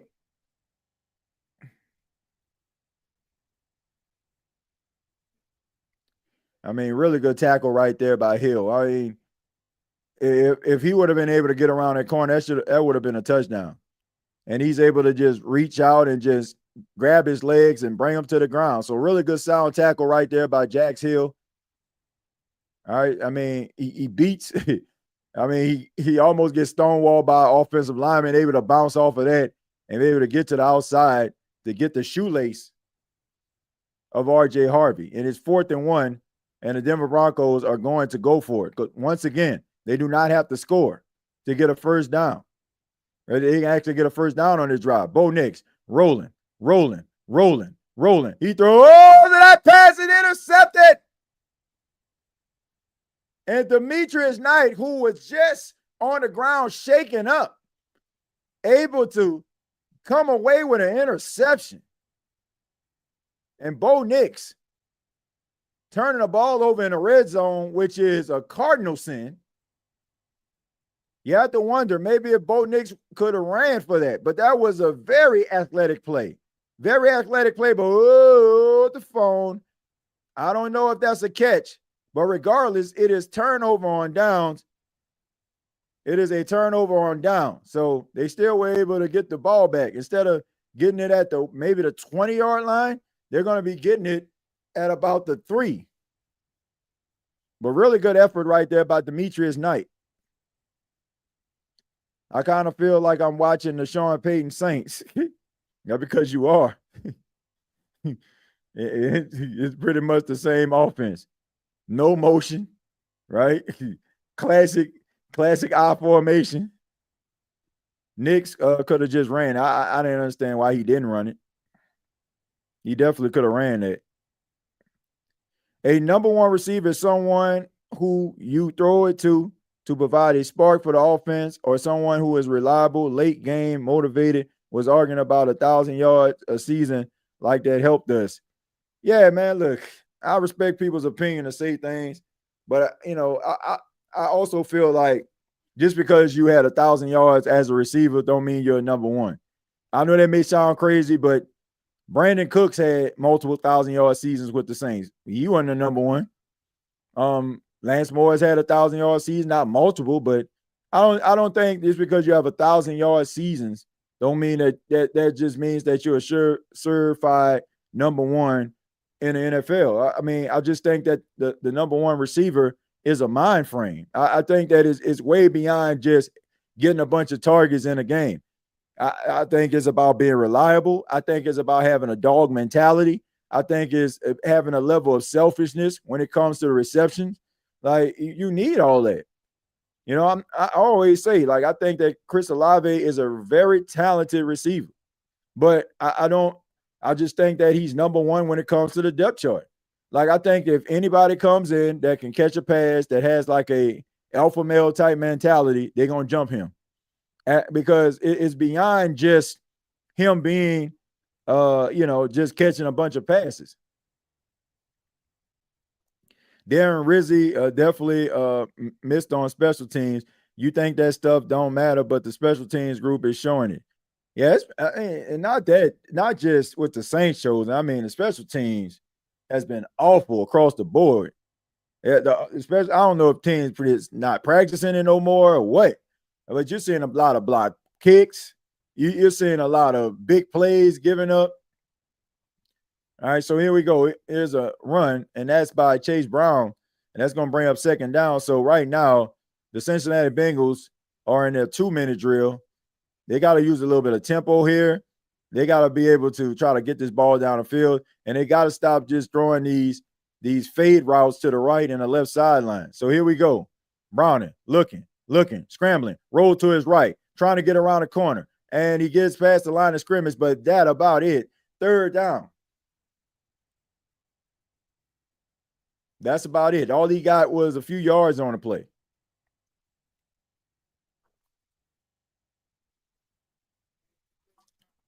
Taking a look at the top of the screen, fourth quarter, Miami Dolphins are holding on to a 24-13 lead in AFC East action. Third and three for the Cincinnati Bengals. Browning in the gun. Samaje Perine, third down back. Shifts. Clock at 3. They snap it. Gets around the corner. Able to step up. And a really good jump right there and a sack. So you got Cooper on the sack. And you got Benito, who got himself a big-time contract this offseason. I mean, he basically timed that snap perfectly. He timed that snap perfectly. There was nothing that offensive lineman can do. He was able to get around the corner. And Jonathan Cooper able to get the sack. So, and also Nick Benito was able to get there as well, meeting at the quarterback.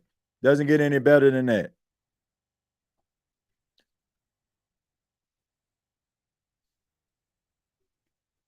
All right, so here we go. Rico with the punt. Big punt, and this should be returnable here.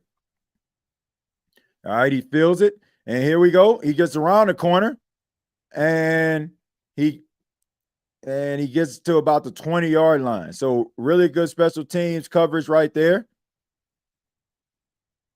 Bo Nix is trying to facilitate his version of a 2-minute drill.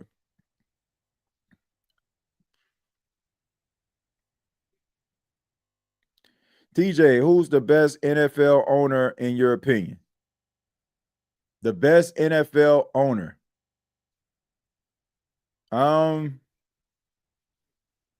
Best NFL owner. I would say probably the Kansas City Chiefs. Ownership is really good. I would say, even though the Green Bay Packers don't have a owner, I think the group, the committee, is really good. I think that the Rooney family with the Pittsburgh Steelers are really good owners. I feel like the owners of the Baltimore Ravens are really good owners. Like there's a lot of really I can't like just pick just one. You know, there are ownerships that have really been synonymous with winning, demanding excellence, and putting together some really good football teams and leaders of men. And those are a couple of teams that I can just think right off hand. All right, so 2nd and 8, Bo Nix throws the ball. That pass is caught by Troy Franklin, and there are 2 flags on the play. Both referees threw it at the same time. So let's see what's going on here. Are we going to get a holding in the secondary?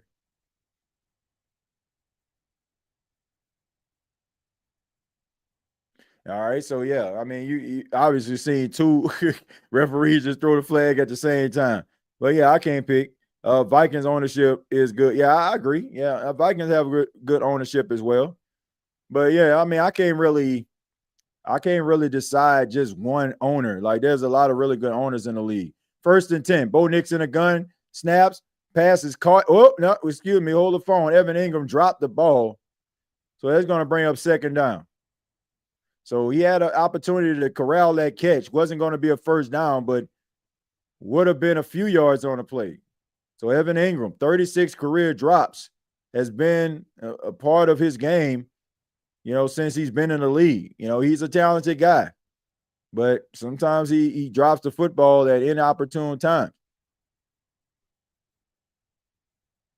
All right, so here we go. 2nd and 10. Looking, scrambling, throws it, and he sails over the head. That pass is incomplete. 33 seconds left on a 3rd and 10 now for the Denver Broncos. I mean, it just, he just drops passes quite a bit, man. Taking a look at another former Saint, Will Lutz. You like to call him Will Clutch. Kicked a lot of field goals in his day. All right, so 3rd and 10 for the Denver Broncos. Bo Nix in the gun, empty backfield. Calls the running back to the backfield. Sees something. Maybe you need him for protection. Snap. Looking. Plenty of time. Throws the ball down the field, and that pass is caught by Marvin Mims. Bo Nix able to fit it through a very tight window, through 2 defenders, and Marvin Mims with a man catch.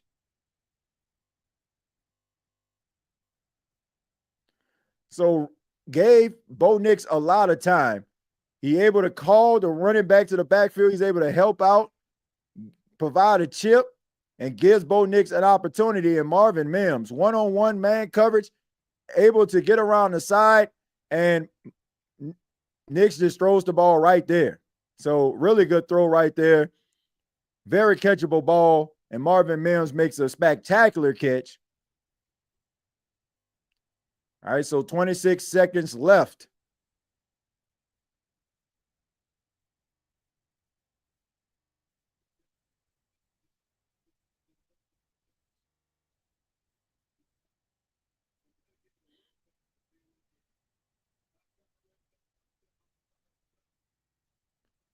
All right, so here we go. 1st and 10. All right, so Nix in the gun, looking, checks it down. That pass is caught. And very smart play right there to be able to get out of bounds. Able to get what you want, able to get in as much as you possibly can, and he just basically runs out of bounds. So he understands his team doesn't have a timeout. But that is what situational football is all about. That is the type of stuff that good coaches coach. Situational football. Being able to understand where you are. And you have Trey Hendrickson. Look like he's shaking up. You do not want to see that if you're the Cincinnati Bengals. All right, so 21 seconds remaining in the first half. Snap. Nix. Looking. Throws. That pass is incomplete. Probably a blessing in disguise. And Demetrius Knight has been all over the field, man. This rookie has been sensational tonight. Almost had an interception, but, he is making it like a business decision to go across the middle. And Trey Hendrickson runs into a pile and look like, he probably got a little shaken up a little bit.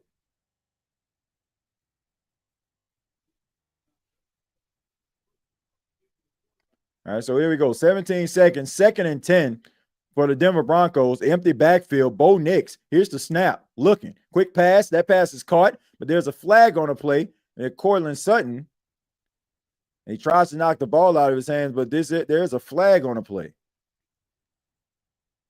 And Geo Stone trying to be a little bit aggressive, but this might be on the Cincinnati Bengals. All right, so let's see what we got. It's offsides on the defense. So that's going to be, and they're going to decline the penalty.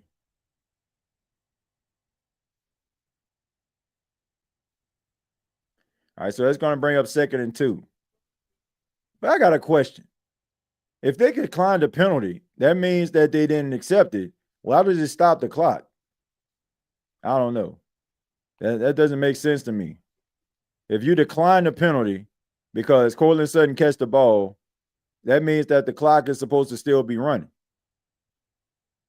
But anyway, 3rd and 2. Here's the snap. Bo Nix looking, throws the ball downfield, and that pass is caught by Cortland Sutton for the touchdown. Tough catch, but when you have yourself a big body, 6'4", 215-pound wide receiver, just throw it up there and watch what he can do with it. Cortland Sutton has been doing this for quite some time, and it always seems like the Denver Broncos have a big body receiver on their team.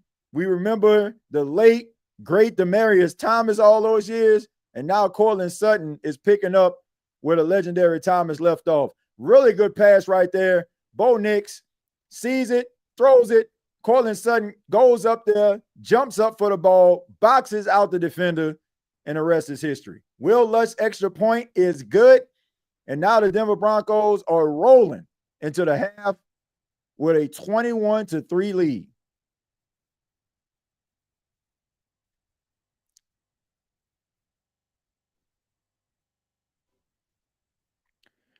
TJ Hill back for the Saints. Yeah, I heard about that. That's great, man. We all know how much of a difference maker Taysom Hill is for the Saints. So him being able to come back to practice, not only him, but also Foster Moreau.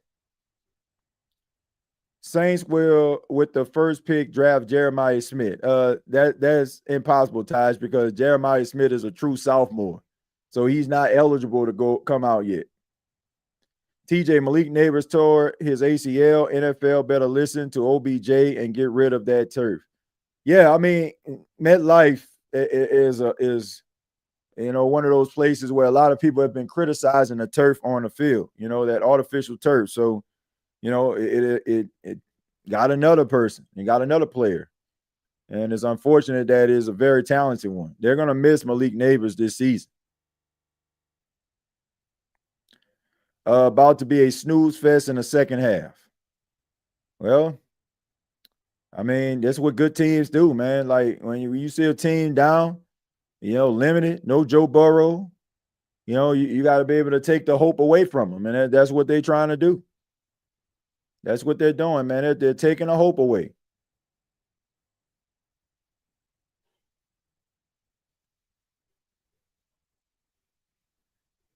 And Jamar Chase knew he was open on that play. And then they tried to give him a little 50-50 ball action right there as a pass interference call. They're just going to go ahead and take a knee and go into the half. So Jake Browning and the Cincinnati Bengals offense is going to have to find a way to get it together, man. T. Higgins, pretty much a non-factor after a few sensational catches, and Jamar Chase has been left in check. That's the damn Denver Saints. What you think about Lenore Sellers, TJ? Felipe, I think he's a talented guy, but the way he plays the quarterback position to me in the NFL, he just seems like he's a guy that's going to stay hurt. Like he's a warrior. He's a guy that relish contact. He's a big guy, but at the end of the day, these are even bigger men in the National Football League that run fast, that are extremely strong. So outside of the fact that I feel like his play could cause him to miss some games for a team, I think that he's talented. I think he has all the tools. He can make the throws. Like I said, he's a physical guy. He can give you something on the move. And, I think that, he's going to be a top pick. But the only thing that bothers me is the fact that I just feel like his game is a little reckless. Like, you ain't going to be able to do some of the things that you're doing in NFL because then you're going to be missing time, and that can set your team back. TJ, how can the NFL act as if player safety is a priority and not get rid of the main thing that's injuring the players? That turf and concrete is destroying knees, Achilles, and ankles. Your thoughts? Look, the thing about it is the NFL talks about, the players being a top priority, but the real priority is the shield. We've seen it with the situation with the smelling salt, how they're saying that players can use smelling salt if they buy it themselves. They don't want to be liable for that. So it's basically just about protecting themselves in some cases, not so much about the players, because the NFL is a multi-billion-dollar conglomerate. And, these players are just there for, a blip on the radar. So at the end of the day, that's probably what they're looking at.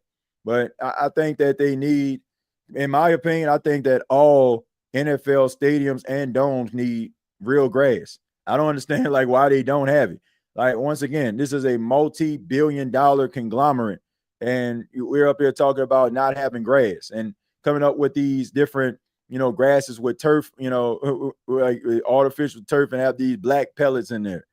And I mean, to be honest with you, ain't nothing wrong with the pellets. I mean, it's fun. It gives you a little spring and a little bounce. But I don't think anything protects you like grass does. I mean, I just think that grass is the best surface to play football. I mean, most of the time, if we playing in high school, like when I was growing up, played on grass. Now you got all this sophistication, like where Paxton and I practice at. Shouts out to Carolina Forest High School. I mean, they have the artificial turf out there with the black pellets. I mean, so.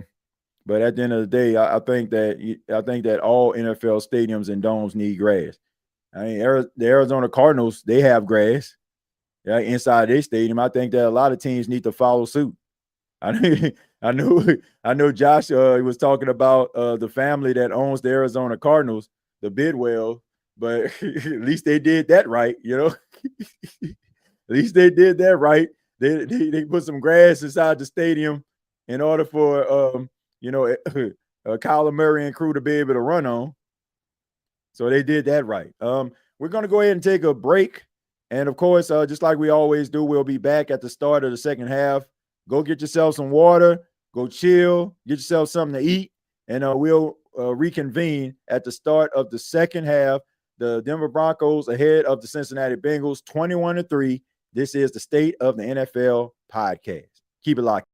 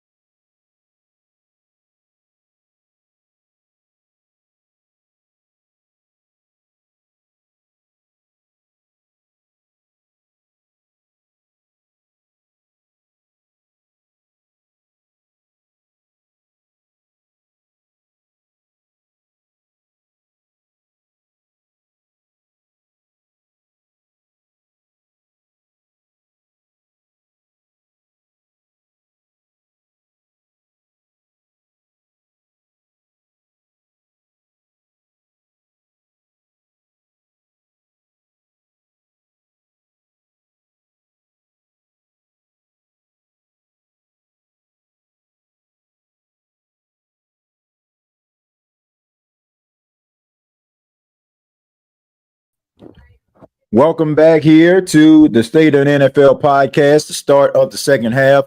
Denver Broncos have a 21-3 lead over the Cincinnati Bengals. TJay Jones here with you all. Thank you for tuning in. I ask that you hit the subscribe button and also make sure that you hit that like button as well if you enjoyed the content of the State of the NFL. Going to go ahead and put the link for the State of the NFL inside of the comments. All right, so as we see Marvin Mims get around the corner there, gets about 7 or 8 yards on the play. So really good night so far by Marvin Mims. We'll take a look at the box score in just a second. I want to go ahead and put that link inside the comments. If you want to subscribe to the State of the NFL, and if you have not already, please do so. Help that channel to grow. But we're going to go ahead and take a look at the box scores, the stats for both teams. All right, so 2nd and 2 for the Denver Broncos. Bo Nix under center, hands the ball off to J.K. Dobbins, and he goes forward for a first down. So as of right now, Bo Nix is 18 of 28, 225 yards, 1 touchdown, 1 interception. J.K. Dobbins, 6 carries for 35 yards. R.J. Harvey, 7 carries for 29 yards. All right, Jake Browning, 8 of 15, 66 yards. Chase Brown, 8 carries for 30 yards for the Cincinnati Bengals. T. Higgins, 2 catches for 25. Jamar Chase, 3 catches for 15. 1st and 10. 1st and 10 for the Denver Broncos. Play action, throws the ball. You had 2 defenders, and they were able to bat it down. So they could have probably got a few yards on the play. I don't know if he would have got the first down, but really good play right there by those defenders rushing towards Bo Nix. Through 20 starts, 66% completion percentage, 34 touchdowns, pass rating of 91. Very impressive numbers by Bo Nix.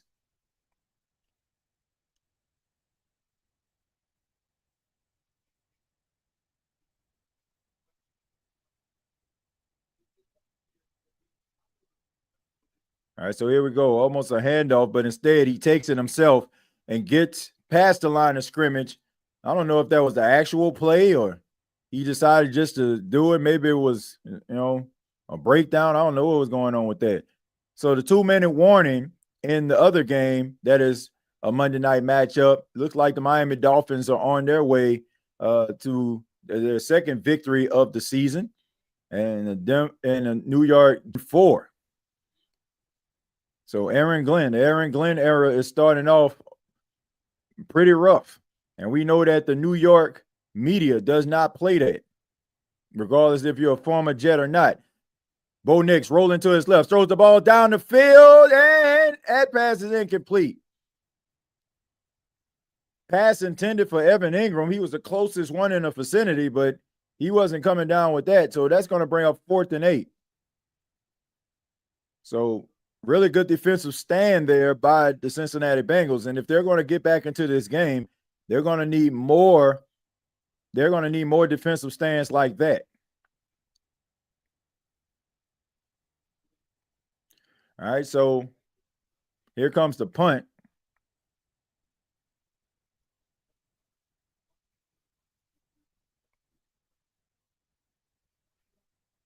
All right, so it's going to be returned. And that's always a dangerous punt right there because you're out kicking your coverage. But Jones is able to get down the field, but not too much damage on special teams.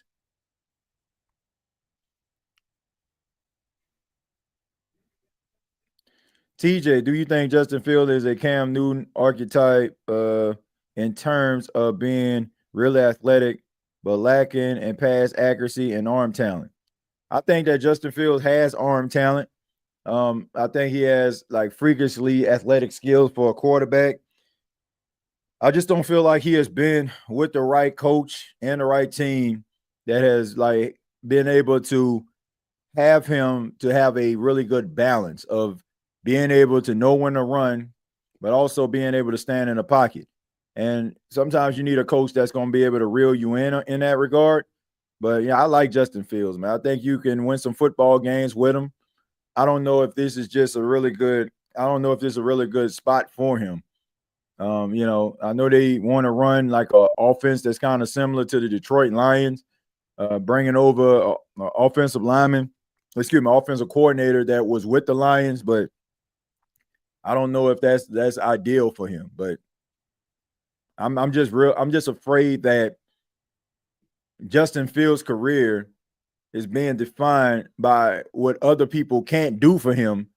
But they're never going to say that. They're never going to say, "Oh man, we just didn't know what to do with him." They're always going to try to blame it on him. Oh, he's running the football too much. He's not trying to make plays from the pocket. If Justin Fields goes to the right team and aligns himself with the right head coach or coordinator, like he can be a really solid quarterback in the league. He can find success, but the problem is the clock is ticking. This is like his third team. And when guys start to move around the NFL, the teams feel like there isn't real true stability there. So right now he's developing a reputation. But I would take Justin Fields. I think Justin Fields is a really talented quarterback. Darren Rizzi definitely being missed, TJ, on special teams, and it's showing. Yeah, I mean, look, everybody understand that. Darren Rizzi, one of the best special teams coordinators in the game. So I mean, he definitely missed. What's happening, TJ? You heard about Taysom Hill coming back this week? Yes, I did, and excited to see Taysom Hill come back for the Saints. Him being able to practice is very positive. We know that Taysom Hill is one of those guys that is a force, and he's extremely important to what the Saints can actually do offensively.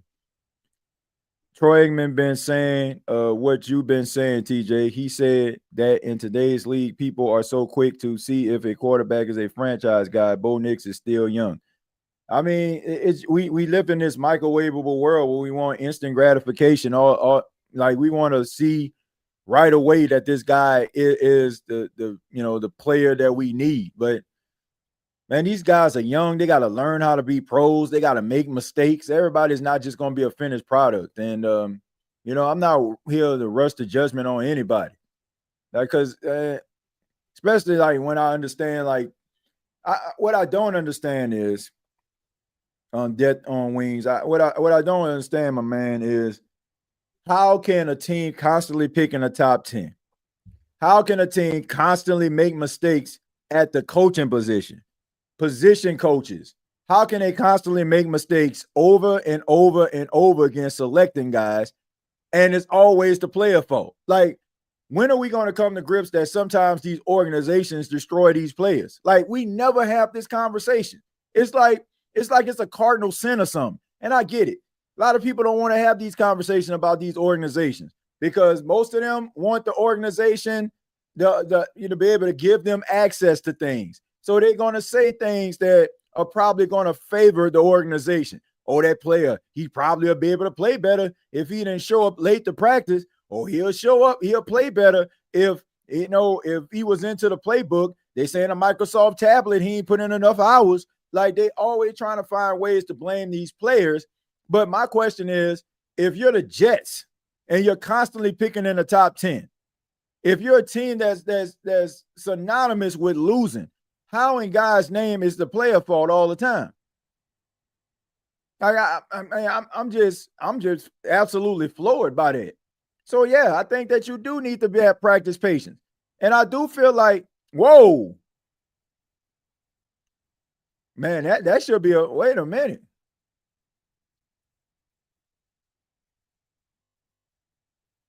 He bobbled that ball. Let's see. All right, so he called for a fair catch, but he bobbled it. Nah, bro, no, sir.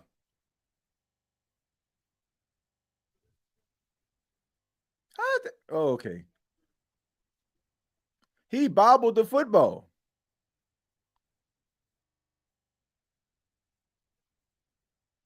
I don't know, man. Looked like he bobbled the football. So, but yeah, I think that people give up on players too quick. It's crazy though. it's like people are going around talking about, oh, is Marvin Harrison Jr. a bust? Dude in his second year in the league. Like, what are we doing, man? Like, I don't get it. Like, I don't understand like why we do these things. Dude have a little bit of a rough patch. Is he a bust? Huh? Like, this man just started his career. And then people are already quick to call him a bust. Like, honestly, I just feel like a lot of people are just so desperate for content and desperate for, to have something to talk about, some clickbait BS. Like, now all of a sudden, like, okay, person has a bad game. Oh, is he a bust? Like, I'm not trying to call no first year, second year player no bust. I'm just not. Like, I want to see if this guy can be able to get himself on the field. Can he elevate his game? If he can't, then let's have a conversation. But most people, they just quick to try to call a guy a bust. Like, how can you call a guy a bust who just got into the league, still learning to be a pro? Oh, he's not the answer. He can't win a football game. He like, come on, bro. Like, these things are like, man, sometimes guys just need to like develop. They don't want to give people no time to, like, it's rather you good or you not. Like, ain't no in between. Like, if you ain't out here first play from scrimmage, you return the kick. If you don't return that thing 100 yards as a rookie, that boy a bust. Like, come on, man. What's happening, TJ? Just peeping and hollering while I'm at work to show my support and hit that like. I appreciate that, Damien. Appreciate that, man. It's the live watch along here on the State of the NFL, but I appreciate you for being here.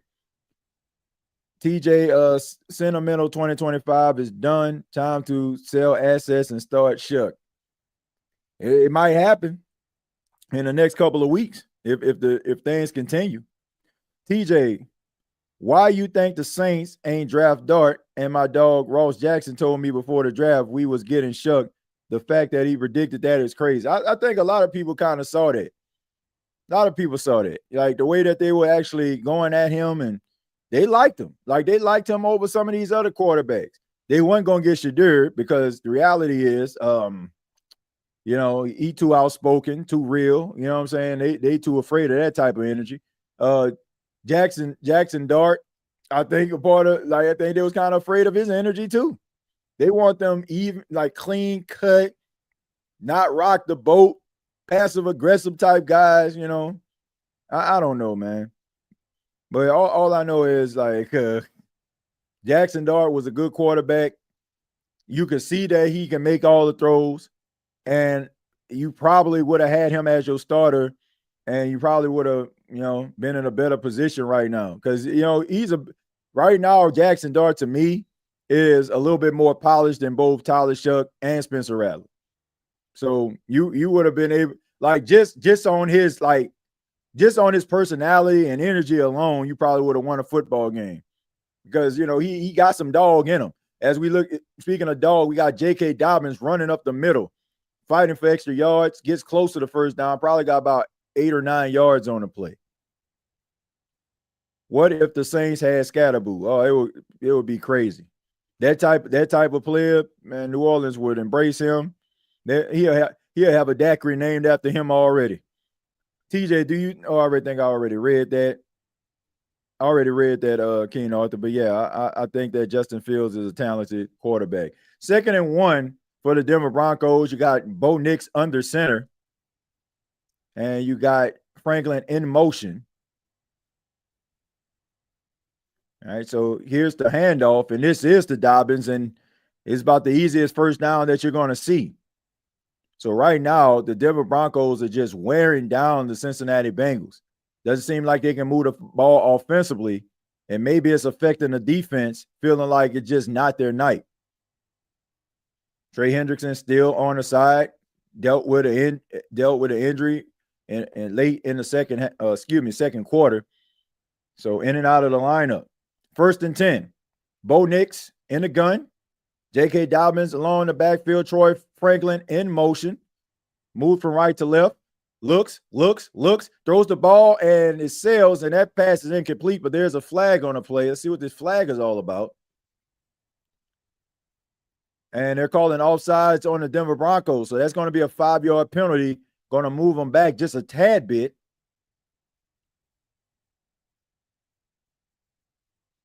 All right, so Pat Bryant making a rookie mistake. Neutral zone infraction there. Hey, TJ, has Hall and Wilson. Come on, man.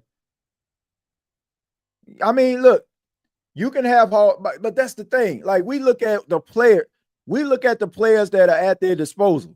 That's cool and all, but you also got to be able to understand the game plan and the schemes that favors guys.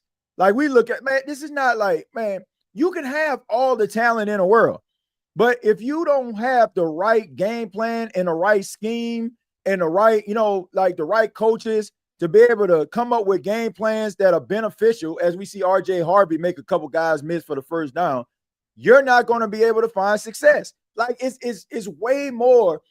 Like, I want people to understand it's way more than who you have as a player. Like, you need the right circumstances, you need the right scheme, you need the right play calls in order for guys to maximize their potential. Plain and simple. Like, it's not just about guys going out there running routes. He can run. Like, it's way beyond that.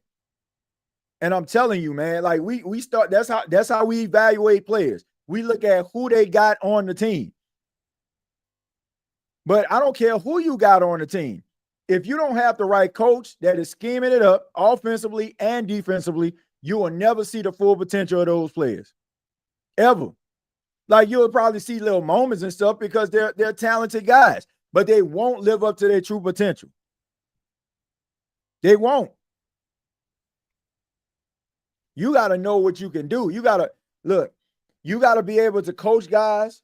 You got to be able to watch that film. You got to be able to come up with a game plan, and you got to see the potential that they have. Let's just say if he's good at us as a runner, right? I give you an example, like with Lamar Jackson. Lamar Jackson was, running quarterback. People looked at him that way. What did they do? They early in his career, they had him running all over the place. Then they end up getting Greg Roman, and he was like, okay, man, look, check this out. This is what I need you to do, Lamar. Look, we know that you can run. We know you dynamic. But look, we're going to need you in the game. We don't need you to be taking this unnecessary punishment. Let's try to make some plays from the pocket. And they came up and came up with some game plans. And the next thing you know, now he's a prolific passer as well as a good runner. And that was a pass by Bo Nix and J.K. Dobbins. Only gets a few yards on the play. That's going to bring up second down. So it's beyond just, oh, man, they got this guy and that guy. Prime example, tonight. Jake Browning, you know what I'm saying? Jake Browning got T. Higgins and Jamar Chase in the game right now. But if you just basically calling fade routes to the left, fade routes to the right, like, you're not going to find success as talented as these guys are. Like, you got to be able to come up with schemes and game plans, man. Like, it's way beyond that. Evan Ingram gets the ball, tries to get up the field on a 2nd and 21, gets a few yards on the play. And it's another flag. So they're going to call another flag. So Denver Broncos are moving backwards right now. I mean, like I said, I mean, I know when it comes down to players, it's like, man, we just look at, like I said, we look at the roster, and that's fair. But, bro, you already know, like, you can have a bunch of talented people on a squad. I mean, whatever you playing, but if you got these guys out of position, you'll never see that full potential, man. TJ, what do you think of the effort of the Olave pass? I mean, I ain't got no problem with the effort. I just didn't like the play call at the time that it happened. I mean, it was 2 minutes. I mean, it was under 2 minutes, and you needed the points, and you would have probably went into the half down by 1. Versus not getting any points off that at all. And you're not good enough as a team to be out there squandering drives like that. You need to put up some type of points, rather than 6 or 3. TJ, the Bengals fans talking about trading Joe, let's get them. Like, if they talking about trading Joe Burrow, like, I'll have what they're having. I mean, they must have made that comment coming out of Planet 13 in Las Vegas, because they probably was full of that. It was on that sky aisle, because ain't no way in the world if you're a Cincinnati Bengal fan, as trash as you have been throughout your existence, you talk about trading a top 3 quarterback. I understand the frustration is real and him getting hurt and all that kind of stuff, but bruh, Joe Burrow gives you the best chance to win, and this game tonight pretty much should confirm that. Like, people sometimes get spoiled at their circumstance, and they get this false sense of reality of who they are and what they are as a fan base and organization and crew, and because they winning and they finding prosperity, and they're seeing their players' name called for different type of awards, but they fail to realize if you take away some of those pillars from their team, then that organization structure is going to fall. Case in point, the New Orleans Saints. Case in point. TJay, Jeremiah Smith with first overall pick. You can't get Jeremiah Smith with the first overall pick because he's a true sophomore. He's not eligible for the draft this year. If the Saints are terrible next year, and then we can talk. After tonight, Russ will be going to Cincinnati. Yeah, you got to do something. I mean, before this season really gets out of hand. I mean, this is a winnable division. The Baltimore Ravens don't look the part. Pittsburgh had a really good showing versus Minnesota, but I think that had a lot to do with the fact that Aaron Rodgers just owns the Minnesota Vikings. I mean, he has throughout his entire career. So why stop? Because he's no longer in the NFC North. So that had a lot to do with it. Him understanding who the Minnesota Vikings are and his experience playing them. They said they tied him every year. It's the same thing with him. That's the Saints, man. Look, if Joe Burrow ends up like getting traded or getting cut, I mean, if he cut on Sunday, he gonna have a job on Monday. Trust and believe, and he'll be able to pick his spot. There's not like these fans can talk all they want to about Joe Burrow. They can talk all they want to about him, but at the end of the day, this man is one of the best quarterbacks in football. And you would be absolutely insane. Absolutely insane if you get rid of Joe Burrow. If they get Joe Burrow some protection, maybe he wouldn't get hurt so much. That's the truth. But hey, let them believe what they want to. I was talking to a Bengal fan, and it was like, I said, man, y'all gonna have a good season. Y'all got Joe Burrow. He was like, yeah, but a lot of people feel like Joe Burrow does too much. I'm telling you, man, franchise quarterbacks, elite quarterbacks are so hard to come by. As we see a pass, and that pass is caught. And that's to Ilzavash, and he's able to get up the field. Pretty fun name to say, Ilzavash. All right. Now, he's more of that number 3 receiver.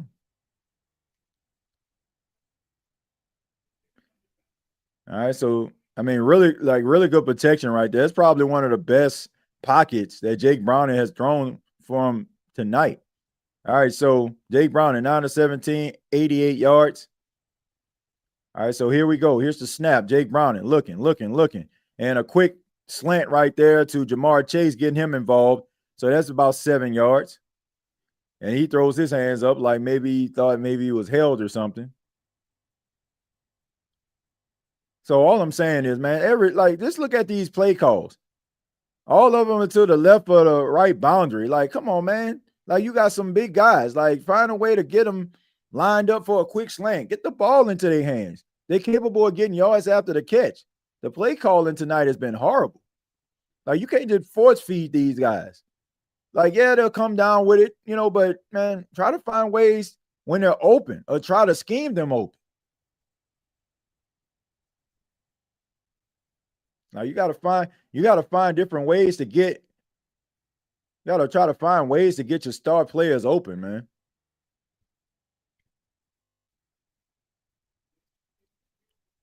All right, so here we go. Play action, looking, stop and go, throws it, checks it down, but there's a flag on the play.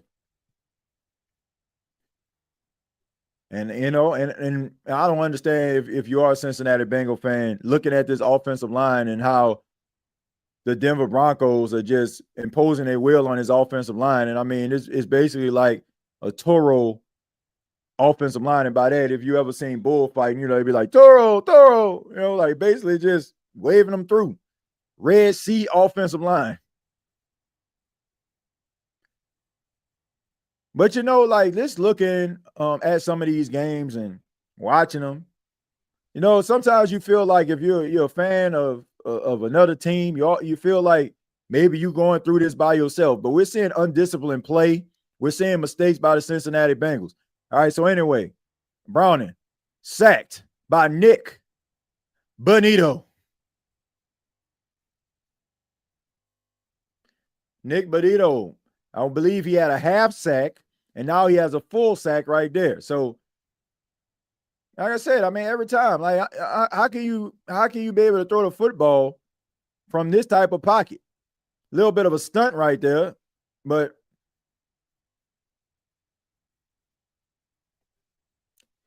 Nick Bonito is getting after the quarterback. Like I said, I mean, every time he goes back to pass, pressure is in his face. All right, so here we go again. Guys hunting. They was free that time, but that's a screen pass. And they try to give it to Chase Brown. He tries to get up the field. He gets a few yards on the play, but it's going to bring up 3rd down and long. So this has been an issue all night long. The pressure that Vance Joseph has been inflicting on his offense, like, it has made it very difficult. I mean, he's bringing stunts. He's bringing delayed blitzes. He's backing off. He has had Jake Browning's head spinning right now. Like, he doesn't know if they're going to send a blitz, if they're not going to send a blitz. All right, so here we go. 3rd and 17. Jake Browning in the gun. Lonely backfield, all by his lonesome. Might even, like, they're not going to call that. He steps up in the pocket. Jake Browning rolls to his right, trying to fight, throws the ball away, has no choice. Man, so Franklin Myers right there. I mean, how can you throw from his pocket? Like, man has absolutely no time. And some of these routes that they're calling, it's going to take a minute for them to be able to develop. Look at, like, you're throwing deep routes down the field, right? No comebacks, no nothing. No comebacks, no nothing. And the offensive line is giving him no time to go through his progressions.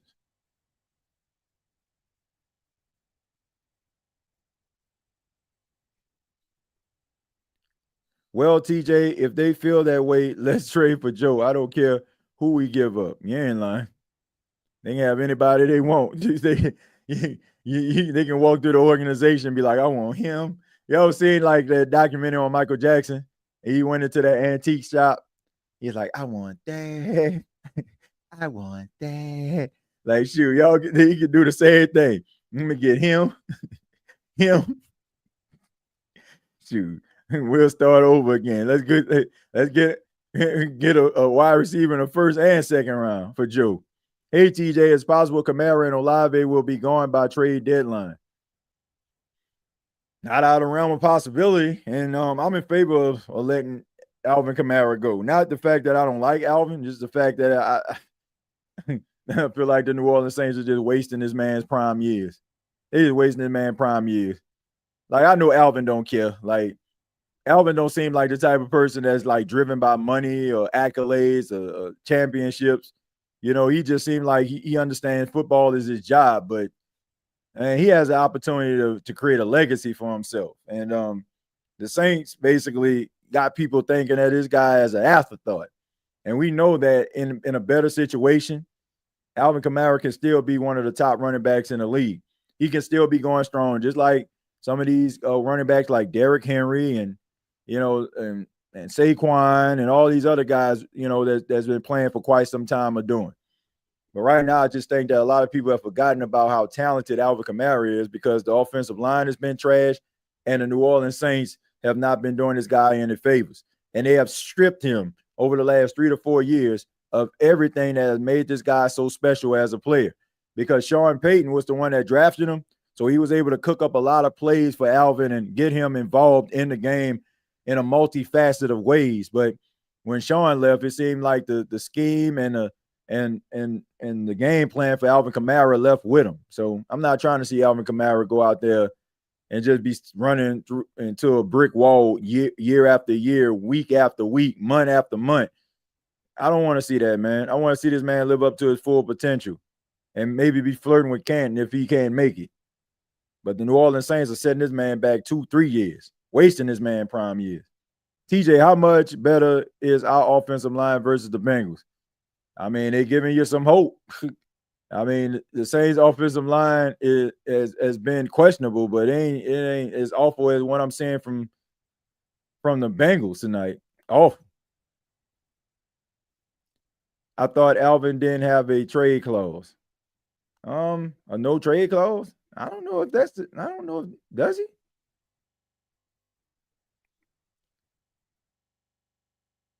I don't know if he has a no trade clause or not. As we see, I believe that is who's that runner? Is that RJ Harvin? No, I think that's J.K. Dobbins on the run.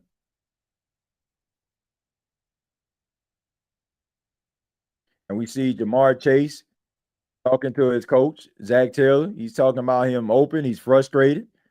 See, this is the type of energy I feel like number one receiver is supposed to have. This man is frustrated. He upset.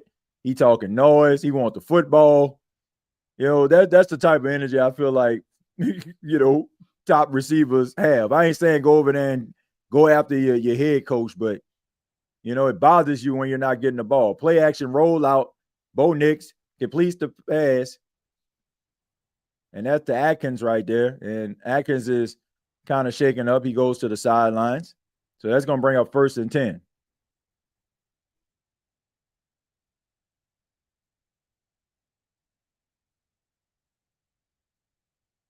Let's see.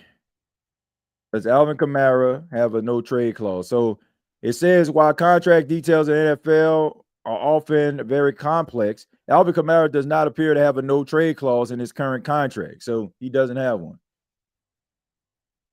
He doesn't have a no trade clause, so they can trade him. That's Troy Franklin getting up the field on a wide receiver screen. Really good run right there. Really good catch and run from Troy Franklin. And right now, I mean, it's Whirly Dervish right now. I mean, Denver Broncos are just absolutely just doing whatever they want to offensively. And defensively, they basically have neutralized and shut down Jamar Chase and T. Higgins. In fact, I've been said that let Alvin go competes for something for real. Shoot, Cam Jordan too. Like Cam Jordan, like people want to talk about Cam Jordan washed and all that kind of stuff. Cam Jordan competing out there. He had a sack against Josh Allen. J.K. Dobbins trying to bounce around. He goes nowhere. Probably got back to the line of scrimmage. That's going to bring up 2nd down. TJay Jones had a 6 touchdown game with Sean. Now he's struggling to get 6 in a season. And people want to talk about, oh man, he washed and all that kind of stuff. Man, I look, they were saying the same thing about Christian McCaffrey. They were saying the same thing about Randy Moss when he was in Oakland. Like these players go to bad football teams, and once again, nobody looks at the organization. It's always the player. But when they go somewhere else, they still run the ball hard. And I promise you, if Alvin goes somewhere else that's a team that's a contender, I wouldn't be mad at all if he out there shining because he deserves it.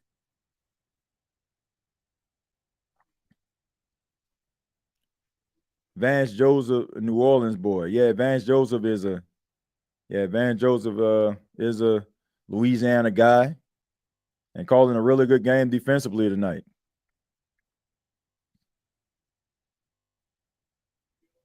AK not washed at all. Dude is in phenomenal shape. Yeah, he not washed at all. This is these offensive coordinators and these play schemes have made people feel like he is. You got to be able to get this man involved. You got to use AK in a passing game more. Yeah, AK got to be used in a passing game. I don't be seeing no screens. I don't be seeing no wheel routes. I don't see no angle routes. I don't see no hitches. All I see is them using them as a check down. Bo Nix looking. That pass is caught, and that's the RJ Harvey. He gets around the corner. Really good balance right there.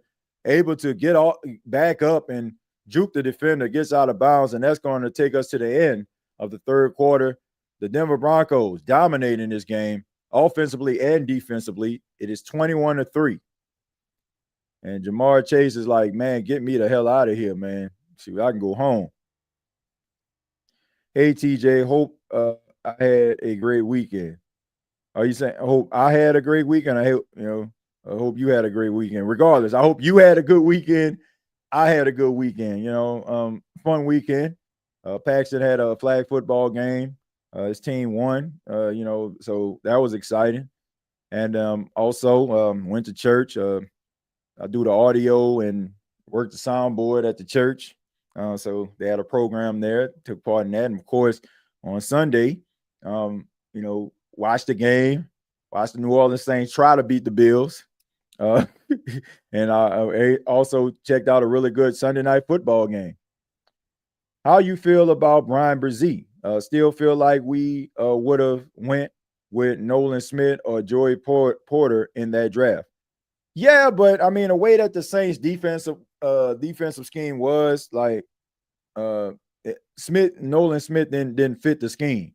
Now with this type of defense, he would, but but they weren't getting Nolan Smith. I wanted them to, but he just does not fit that mold that the Saints had when Dennis Allen was the defensive coordinator. They want them 6'6", 6'7" guys with big wingspan that basically just have one swim move. don't have no pass rush moves at all. They just tall, got long wingspan, but that's a problem when you 6'7" and offensive line 6'7". So, I mean, it's a meeting of the minds at that point. The Saints still living in a stone age when it comes to pass rushes. Still want to get guys that about flirting, with 300, a bacon, egg, and cheese McGriddle away from 300, trying to get them boys to get 10 sacks a year when everybody is paying attention and focusing on more of the smaller hybrid type edge rushers who are about 6'3", 250, 260 pounds rushing the passer. So they weren't going after no Nolan Smith. No way.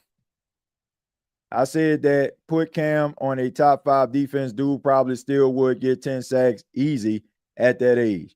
Yeah, if he go to the Chiefs, he eating. If he playing for the Broncos or something like that, he eating. I'm not gonna say he's gonna get 10 sacks, but he'll still be an impactful player. If he's an impactful player for the Saints, he'll be an even bigger impactful player for a team that probably have another pass rush that can get busy like he can. RJ Harvey getting up the middle, making somebody miss. I mean, showing power. And this is a really good run, but there's a flag on the play. Look like that's going to come back. Jay Steve says, all I know is they better stop dropping Grando big ass in coverage. Yeah. I mean, but that's what a 3-4 does. I mean, sometimes those DNs got to drop in coverage.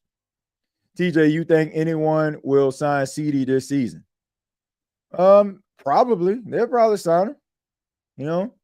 They'll probably sign him. I mean, he's a talented guy. I mean, he's developed a reputation for being, problematic, but teams want to win. And if this guy can put you in the best position to succeed, as long as you're out there performing on the field, they'll tolerate you. They'll tolerate you as long as you're out there making plays. I want to see CD sign with a team, but I think he'll probably end up in a and Bo Nix is just frustrated, man. Like, come on, can we please get it together? So another false start penalty. A lot of undisciplined play tonight from these two teams. I mean, they're heavily penalized. So some adjustments are going to have to be made by these coaching staff. You got 7 penalties for the Broncos for 72 yards, and the Cincinnati Bengals got 10 penalties for 60 yards. I mean, this is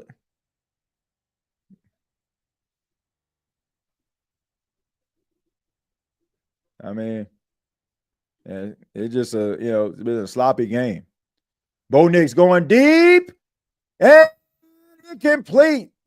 Had Troy Franklin,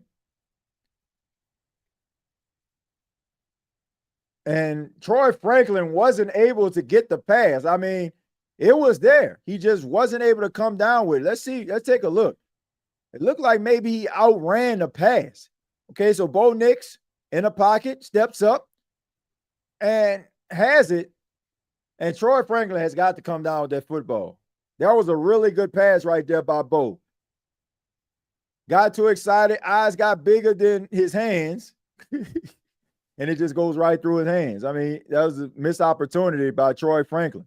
Bo Nix looking, checks it down. R.J. Harvey making somebody miss.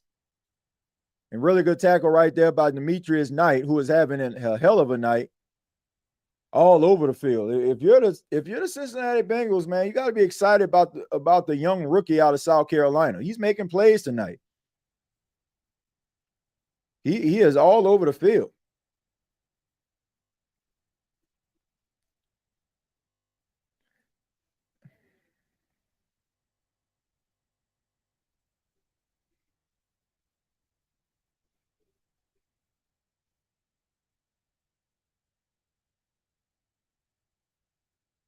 All right, so anyway, Bo Nix, that pass is caught by Evan Ingram, and he gets up the field in the 3rd and 20. That's going to bring up 4th down. So they just basically kind of check it down, get off the field.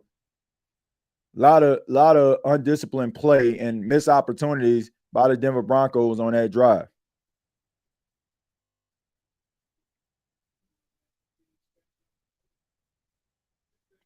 Chantel, what's the word on Shedeur in Cleveland? Yeah, that's a good question. TJ, did you see that pitiful Cleveland Clowns game that got the brakes beat off of them? They finally, doing a quarterback change, Flacco threw 8 interceptions in 4 games. Yeah, man, I didn't understand it in the first place. You know, the Cleveland Browns, to me, man, my goodness, like they walking around here like they done something. Like, bruh, y'all ain't had solid quarterback play since Baker Mayfield. And even y'all thought that Baker Mayfield wasn't good enough. Now Baker Mayfield out there eating for Tampa, winning football games, got the Tampa Bay Buccaneers winning the division right now, and they around this thing turning their nose up at a quarterback that has some promise. But I don't know, man. You out here trying to go with old Joe Flacco when you should have just tried to see what you had in one of these quarterbacks in Dillon Gabriel or Shedeur Sanders. So I don't know, man. So I'm pretty sure they're going with Dillon Gabriel and trying to see what he can do, see if he can actually provide a spark. But I didn't understand the Flacco signing, him being a starter. I just didn't understand it. But that's the reason why the Browns, unfortunately, haven't won anything. Because they sitting up here acting like they just a premier franchise. Jimmy Haslam, like, I don't know, get too involved, be talking out the side of his neck. Like they just a destination spot. Like they basically just throw money and make mammoth deals with key players. And okay, I can sit up here and sign a 5-year deal. I can be miserable for 5 years for $200 million guaranteed. Shedeur is definitely better than Gabriel. I mean, look, I don't know how that's going to pan out. I think Dillon Gabriel is talented, but I just think that the battle should have been between those two guys. I can even understand Kenny Pickett. He's still young enough to be a part of that before they moved him on to the Raiders. But it was, man, they just shoot themselves in the foot. They just get in their own way. It just didn't make any sense in the first place. TJ, if the Saints fire sale before the deadline, will end up being with the Lions and the Bucks were for the most of the 2000s. I don't think trading away everyone is the answer.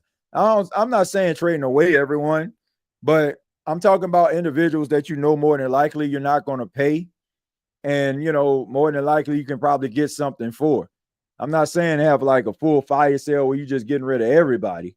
But I do feel like you need to look at your team, look at the direction of your team, and you also have to look at, are you going to have these players for the foreseeable future? Do you see them a part of the future of the New Orleans Saints? All right, so 1st and 10 for the Cincinnati Bengals. Jamar Chase in motion. Here's the snap. Looking. He checks it down to Chase Brown, and Brown is able to get a first down.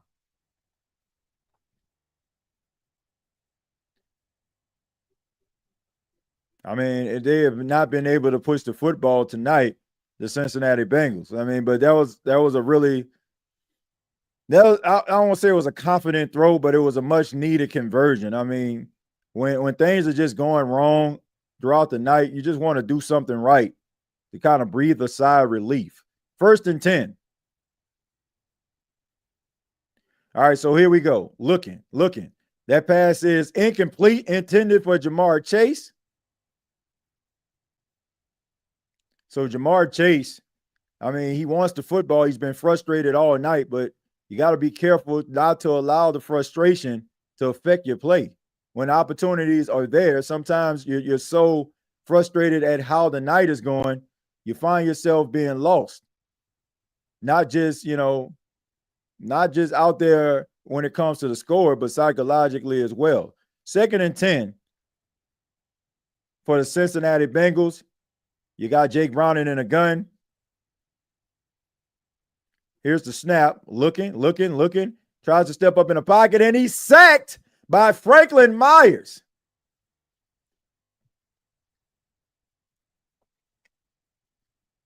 So the Denver Broncos have been all over Jake Browning tonight. The offensive line has had problems with this defensive line.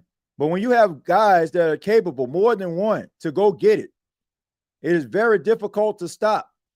He collapsed the pocket. Jake Browning waits too long. Maybe should have rolled out of the pocket, trying to give these wide receivers time to make plays. 3rd and 16, in the gun, trying to get around the corner, throws it. And that pass is incomplete. Tried to get it to Cincinnati Bengals. Wouldn't have been a first down anyway. And that's going to bring up 4th down.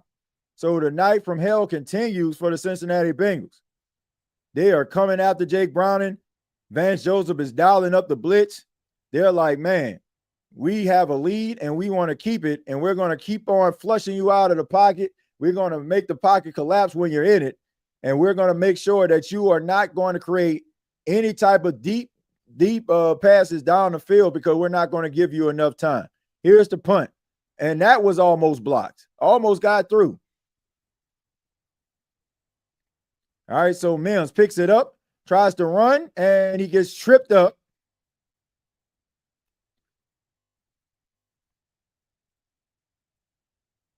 I feel you, TJ. I just don't want to see us revert to NFL purgatory. I don't think it is, going to be NFL purgatory, King Arthur, because the reality is a lot of these players that the Saints haven't, rather they up there in age. So what you got, about 1 or 2 more years in them. Guys that, have been available, but haven't really given you what you need at that position. So you can get draft picks and, and like I said, the cap situation will be more favorable to you next year. So you'll be able to get, younger players, to come in to help you win football games. It's not, like you just getting rid of players and not being able to replace them with stability, but if you can get yourself some draft picks and, those draft picks are pretty high, you can get yourself another wide receiver that can be a possible number 1. You can get yourself a edge rusher that can get double-digit sacks. You can get yourself a linebacker that's sideline to sidelines, impactful players. But right now, the New Orleans Saints, they, not too many dogs on a football team, a lot of Jags right now. I'm not saying that they don't have no dogs, but you got more Jags than dogs on this football team, if you ask me. If we keeping it real, TJ, the Browns been developing talent better than the Saints. Myles Garrett, Denzel Ward, David Njoku. Yeah, they have, but has it translated to winning? It has not. It has not. Because they are impatient at the quarterback position. This is probably the longest I've seen them maintain a coach. And you sitting up here trying to go after a veteran quarterback that's over the hill and past his prime. You're not winning football games like that. But yeah, I mean, they got a lot of talent. They got a lot of talent on that football team, but still ain't translating to wins because the organization is not very good. The Saints have a clause from their former owner, Benson, to keep a core structure. Well, I think a lot of it is, the way that the Saints organization operate. They become too emotionally invested and they look at these players, okay, like they family, which I understand, if a player's around, you want to treat them with respect and want to make them feel like they valued, but you also have to understand it's a business too. And if guys not producing, you can't just give him an extension because you like him and he bought you a sweater on Christmas. J.K. Dobbins getting around the corner and he gets enough for the first down. So on a toss play, we see J.K. Dobbins get around the corner for a first down. So TJ, you're saying we have a chance to beat the Texans in terms of turning it all around. Yeah. I mean, we seen it. On the offensive side of football, they drafted C.J. Stroud. On the defensive side of football, they drafted Will Anderson. And I know that C.J. Stroud isn't playing his best this season, but you have stability at the quarterback position, and you got stability when it comes to the pass rush. So, yeah, the Saints got to just do the right thing, which, they haven't been doing. I mean, this draft so far, it seems like, they got some players that can make some plays, but throughout the years, they've been whiffing on these draft picks. TJ, how long is Kellen's contract with the Saints? I'm not sure how long his contract is, but I'm pretty sure, they didn't say, okay, we're going to give you 1 year to get this thing right. Like, I'm pretty sure like they committed to him for at least 2 to 3 years. Like, I'm not judging Kellen Moore based on this season. I mean, I judge him based on undisciplined play, but when it comes to the talent, like, I'm not judging him based on that. I'm not judging him on that. Like, I mean, that's just unfair. But I can judge him on the undisciplined plays, the miscues, not having a team prepared. Those are the things that you can like pretty much critique him on. TJ, I'm hoping they trade Shedeur by the trade deadline. They rejected an offer for him yesterday from a team. So, I mean, I don't know what they're doing then. If you don't want him to be there and he ain't ready, why are they rejecting it? I don't know, man. It just seemed to me like they probably know he probably going to end up being a starter, as we see the pass caught by Marvin Mims for the first down. They probably see the talent in him, but they want him to be humble. Like, it just seemed like the NFL made this I don't want to say collusion, but they made a collective effort in trying to humble this guy. Okay, or he think he better than this. He want to walk up in here like he hot-ish. Watch this. If Shedeur Sanders would have not said anything, would have been a model citizen, walked up in there, yes sir, no sir, yes ma'am, no ma'am, type mentality, like he would have heard his name called in the first round. There's not a doubt in my mind that would make me feel otherwise. This is all about trying to humble this guy. That's what the Browns are doing. That's what the NFL tried to do. But what they didn't realize was that's this guy's true personality. That's who he is. He has this belief in himself. And when you're not faking or joking, it's hard for people to kind of understand that, because you have so many people out here faking the funk, making it seem like they're more confident than what they actually are. But this is a young man who's extremely confident in his abilities in regards to what people may think about him and want to question him as a player. He believes in himself. So, I think that's a plus that you have a player. And speaking of players, you need a player like J.K. Dobbins who basically just dragged 2 defenders. And Zach Taylor is upset. Like, what the hell is going on here, man? Where's the effort? This is the type of game, man, they got to be careful. This is the type of game that get a coach job loss. This is the kind of game that get your job lost. Because I never thought that Zach Taylor was a good coach anyway. He just inherited Joe Burrow and went to a Super Bowl because of it.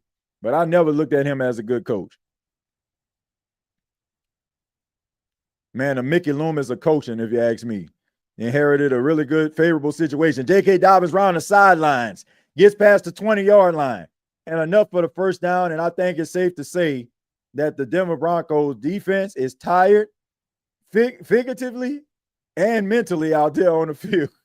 And J.K. Dobbins goes over 100 yards for the night. Really good running, 6.3 average. He doesn't have a touchdown on the night. Hopefully that changes. They can get down to the red zone and maybe they'll let him cash it in, man, to pretty much cap off a really solid night by Dobbins.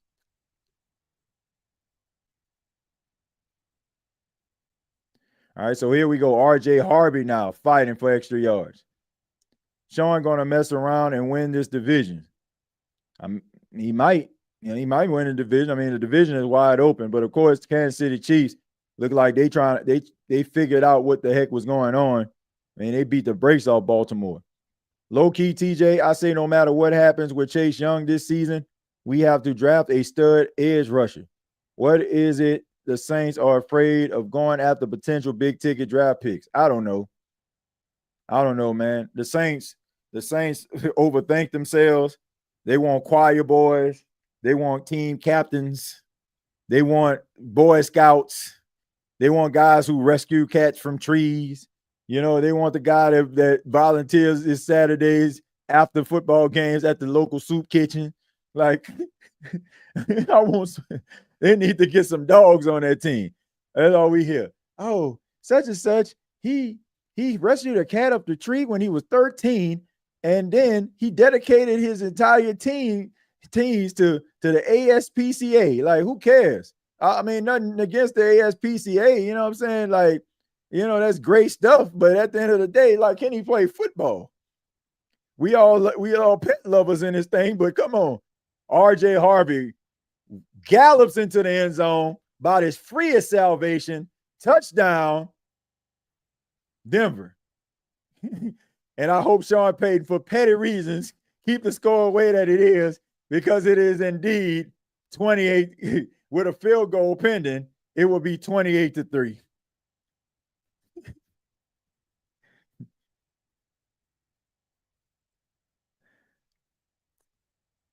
Jets, Cleveland media stupid. I can't wait for Shedeur to get out of Cleveland. They sore as losers. Yeah, I don't know. And I don't know who that OG is that be talking on the radio. I mean, if I ever seen a boy in my entire life who is a organizational stooge, he is the epitome of one. I don't know that guy's name, but he was on the radio in Cleveland, like just talking about Shedeur Sanders and talking about he thinks he's ready, but the organization is saying that he's not. Some old dusty dude that's, probably been around the organization forever and a day and want to keep the organization happy. I'll do whatever it takes, man. What I need to do. Like, just let him know. It's not our fault. It's his fault. Like, okay. Straight up 100% boy. I don't know what that guy's name is, but he was like taking shots at Shedeur Sanders, and because Shedeur Sanders made some comments about he feel like he's better than some of the quarterbacks that have been playing in NFL so far. He feel like he can win games, and he believes, and all of a sudden, like, he goes on the radio to try to counteract that. You got Kevin Stefanski on the hot seat, but still stubborn as a mule, sitting up here talking about how, everybody thinks they're ready until they're actually thrust into it. Like, man, please, your job, like, yeah, you about one step out the door, man. You need to do whatever you can to try to keep your job. That's what you need to be doing. TJ, over the years, we've been good at finding underdog diamonds in the rough guys, but it's okay to grab guys with big names. Most of those guys earn the recognition. We should have taken Will Johnson. Should have taken Will Johnson. Should have took Shedeur Sanders. Should have tried to aggressively move up for Jackson Dart. Like, you should have, like, man, you gotta do what you can to get the best players available. Like, not, I'm about to be the smartest person in the room. Ain't nobody checking for this dude. With the second pick in the 2026 NFL draft, the New Orleans Saints select Hank Turner, linebacker, Central Florida. Like, huh? What? Like, what are we doing? Like, pretty sure Hank Turner would be a good, solid player in the third round for a team. But we won't be the smartest person in the room. Hank Turner is a tough guy, overcame a lot of adversity. Mom passed away. Dad worked 3 jobs in order to keep the family afloat. Hank liked to dedicate his time to the local soup kitchen downtown, and they gave him the humanitarian award, the youngest person in the history to receive this award. Like, he walked up to the stage in his Boy Scout outfit. Like, what are we doing, man? What are we doing? Like, come on, man. Like, draft the right player. Draft the best players that you can. TJ, is funny how people call the Saints the worst team, but these teams playing are far worse. Yeah. That's why I tell people, like take a look around the National Football League. It's tough and it's frustrating when you feel like it's only happening to you. Like when you feel like it's only happening to you, like you feel alone. But look around the NFL, man. They got a lot of bad football teams that are out here. LOL, Hank Turner. Yeah, for real, man. Like these no-name dudes that, okay, man, he was a team captain, tore his ACL twice in college, showed resilience, probably had like one good season where he probably had 6 sacks. Yeah, that's what we need. A broke down player that's broke down before you even get him. But I like the interview because he's a smart guy and he's a tough football player and he was a team captain. Man, get Mickey Loomis up out of there, please. This man is ruined. Like what dude said, he's ruining the city. Ruining the city and then ruining the organization. Sounds like that skit on Key and Peele when the guys saying their names from college. Yeah. LOL, TJ, you a fool. Volunteers at the local soup hall. Yeah. Like looking for these Boy Scouts of America. Should get some dogs on your football team. TJ, the Saints drafting Drew Aller next year. I wouldn't have no problem with that. I end around. Yeah, so Izavach on the end around, but defense right there. Tough night at the office for the Cincinnati Bengals. It continues, man. They can't move the football. Jake Browning can't deliver the football down the field. Offensive line in shambles. Like TJ, what was the score for the Saints game? 31-19. Saints lost 31-19. 2nd and 10. Jake Browning off to Jamar Chase. Bumps into Mike Gesicki. And he goes down. Singleton right there. So still can't get Jamar Chase involved. And a lot of fantasy owners are throwing their towels at the television. You're not going to throw anything sharp because you don't want to break your television. It's only fantasy football. But yeah, a lot of fantasy owners are upset tonight. Thought Jamar Chase might go off. Foskey was broke mentality. Exactly. I swear Mickey Loomis be on that dog food. Mickey Loomis just think he the smartest guy in the room, but he's destroying the Saints organization. T. Higgins trying to get to the first down mark, and he's short. So that's going to bring up 4th down. So are the Bengals going to go for it? More than likely they will, with about 3 minutes left and a pretty much insurmountable lead for the Denver Broncos. Thank you. I don't get the games here. You ain't missing nothing, Chantel. You ain't missing a thing. Probably a good thing at this season you're not getting those Saints games. TJ, that Key and Peele skit was hilarious. One of the guys' name was Stan McCringleberry. It's amazing how little I care about football when the Saints poo. Only here to support the podcast, TJ. M&M, I appreciate it, man. Look, I'm enjoying this new project and new journey that we've been on this season, State of the NFL, doing these live stream games. Some of these games have been exciting, more so than not. Like tonight, it's pretty much a snooze fest. But man, do I miss those times where Sean Payton would be dialing it up and that the game was going to be over if you're a Saints fan. When the Saints pretty much had it well in tow in the 4th quarter, where we can kind of have conversations like this for filler. I mean, this game is pretty much over here. I mean, all that's left is the singing. All right, so pretty much here's a handoff to RJ Harvey. It's all about ball security at this point. That's what it's all about, milking the clock as we get down to the 2:40 mark.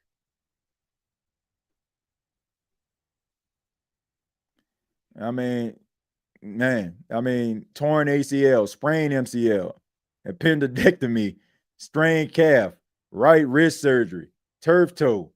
Man, like people are tired, like people frustrated at it, but man, look at your offensive line. Like it's a miracle you have a quarterback still playing.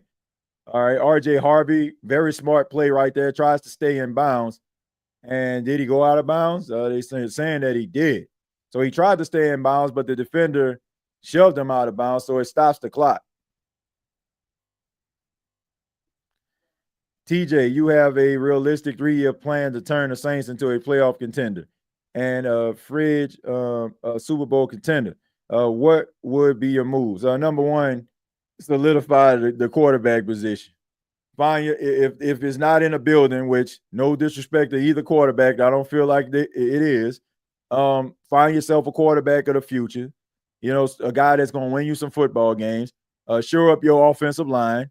Get yourself a number one true receiver that's going to be able to be a difference maker for your team. Also, get younger and more explosive on the defensive line, and make sure that you get yourself a true lockdown corner and a really good solid number two. That those are like the 3-year plan for me. Drafting young players, maybe adding a guy at a key position that has made some plays, still young enough to be able to bring something to the table for your team. But it all starts with the quarterback position. I'm starting with the quarterback position. And I need to find somebody that's reliable for him to throw to. I would keep Rashid Shaheed, would not keep Chris Olave. I would draft a really good, true number one receiver coming out of college, and I would draft myself a quarterback that is capable of winning football games. That's where you need to start. Get yourself some guards. I'm not messing around with no Trevor Penning. I'm definitely ain't messing around with no Cesar Ruiz. Let them go ahead and go, right? Bye-bye. Stop trying to make them work. And get yourself some offensive linemen, whether it's through free agency or through the NFL draft. I don't care. Like, show up that offensive line. You got two studs at the left and right tackle. Kelvin Banks is a stud. Tell Asa Fuago when he's healthy, he's a stud. Like, the guard position is the problem. Eric McCoy is one of the best centers in football.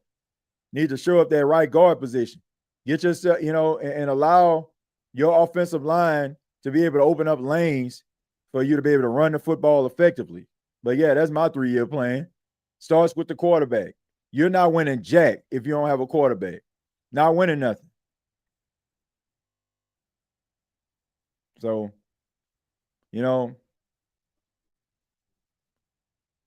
Francis Magola. Are you talking about Mendoza? You talking about the quarterback from Indiana?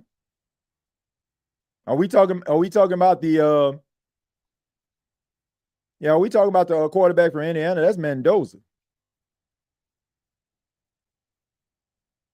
Yeah, that's Mendoza. That's the quarterback out of Indiana, if that's what you're talking about.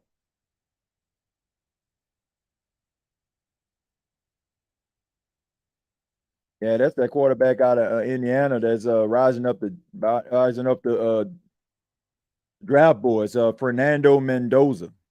I don't know if y'all seen this guy play, man, but man, he's setting it on fire right now. 6'5", 225-pound quarterback. Right now, he has 1,208 yards, 16 touchdowns, 1 interception.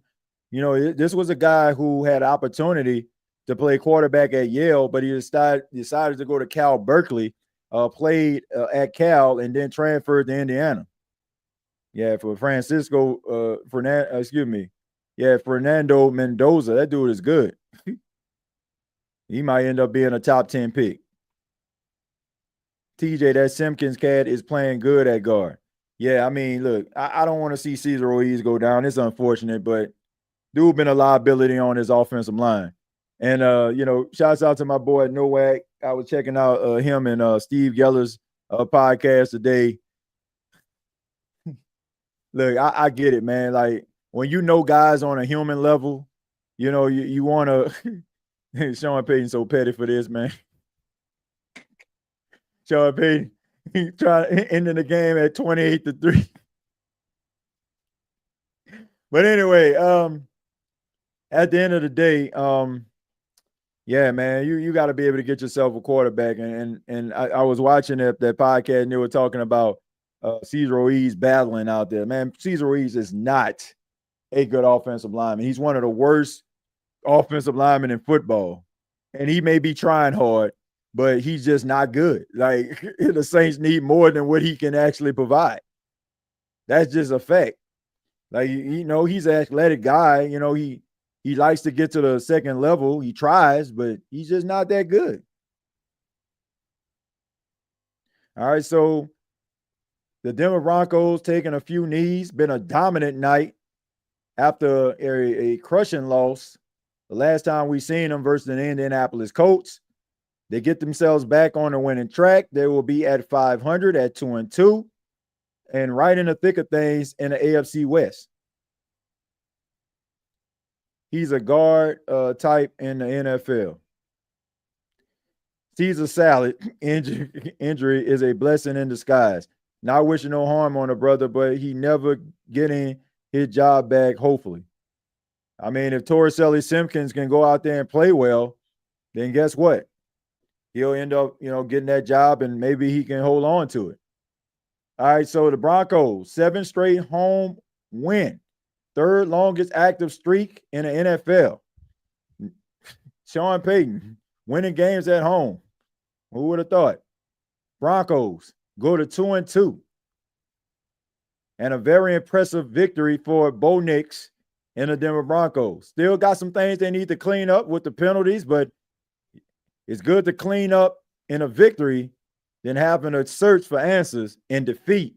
And if you're the Cincinnati Bengals, you got to go back to the drawing board and figure out how in the world are you going to get T. Higgins and Jamar Chase involved in this game.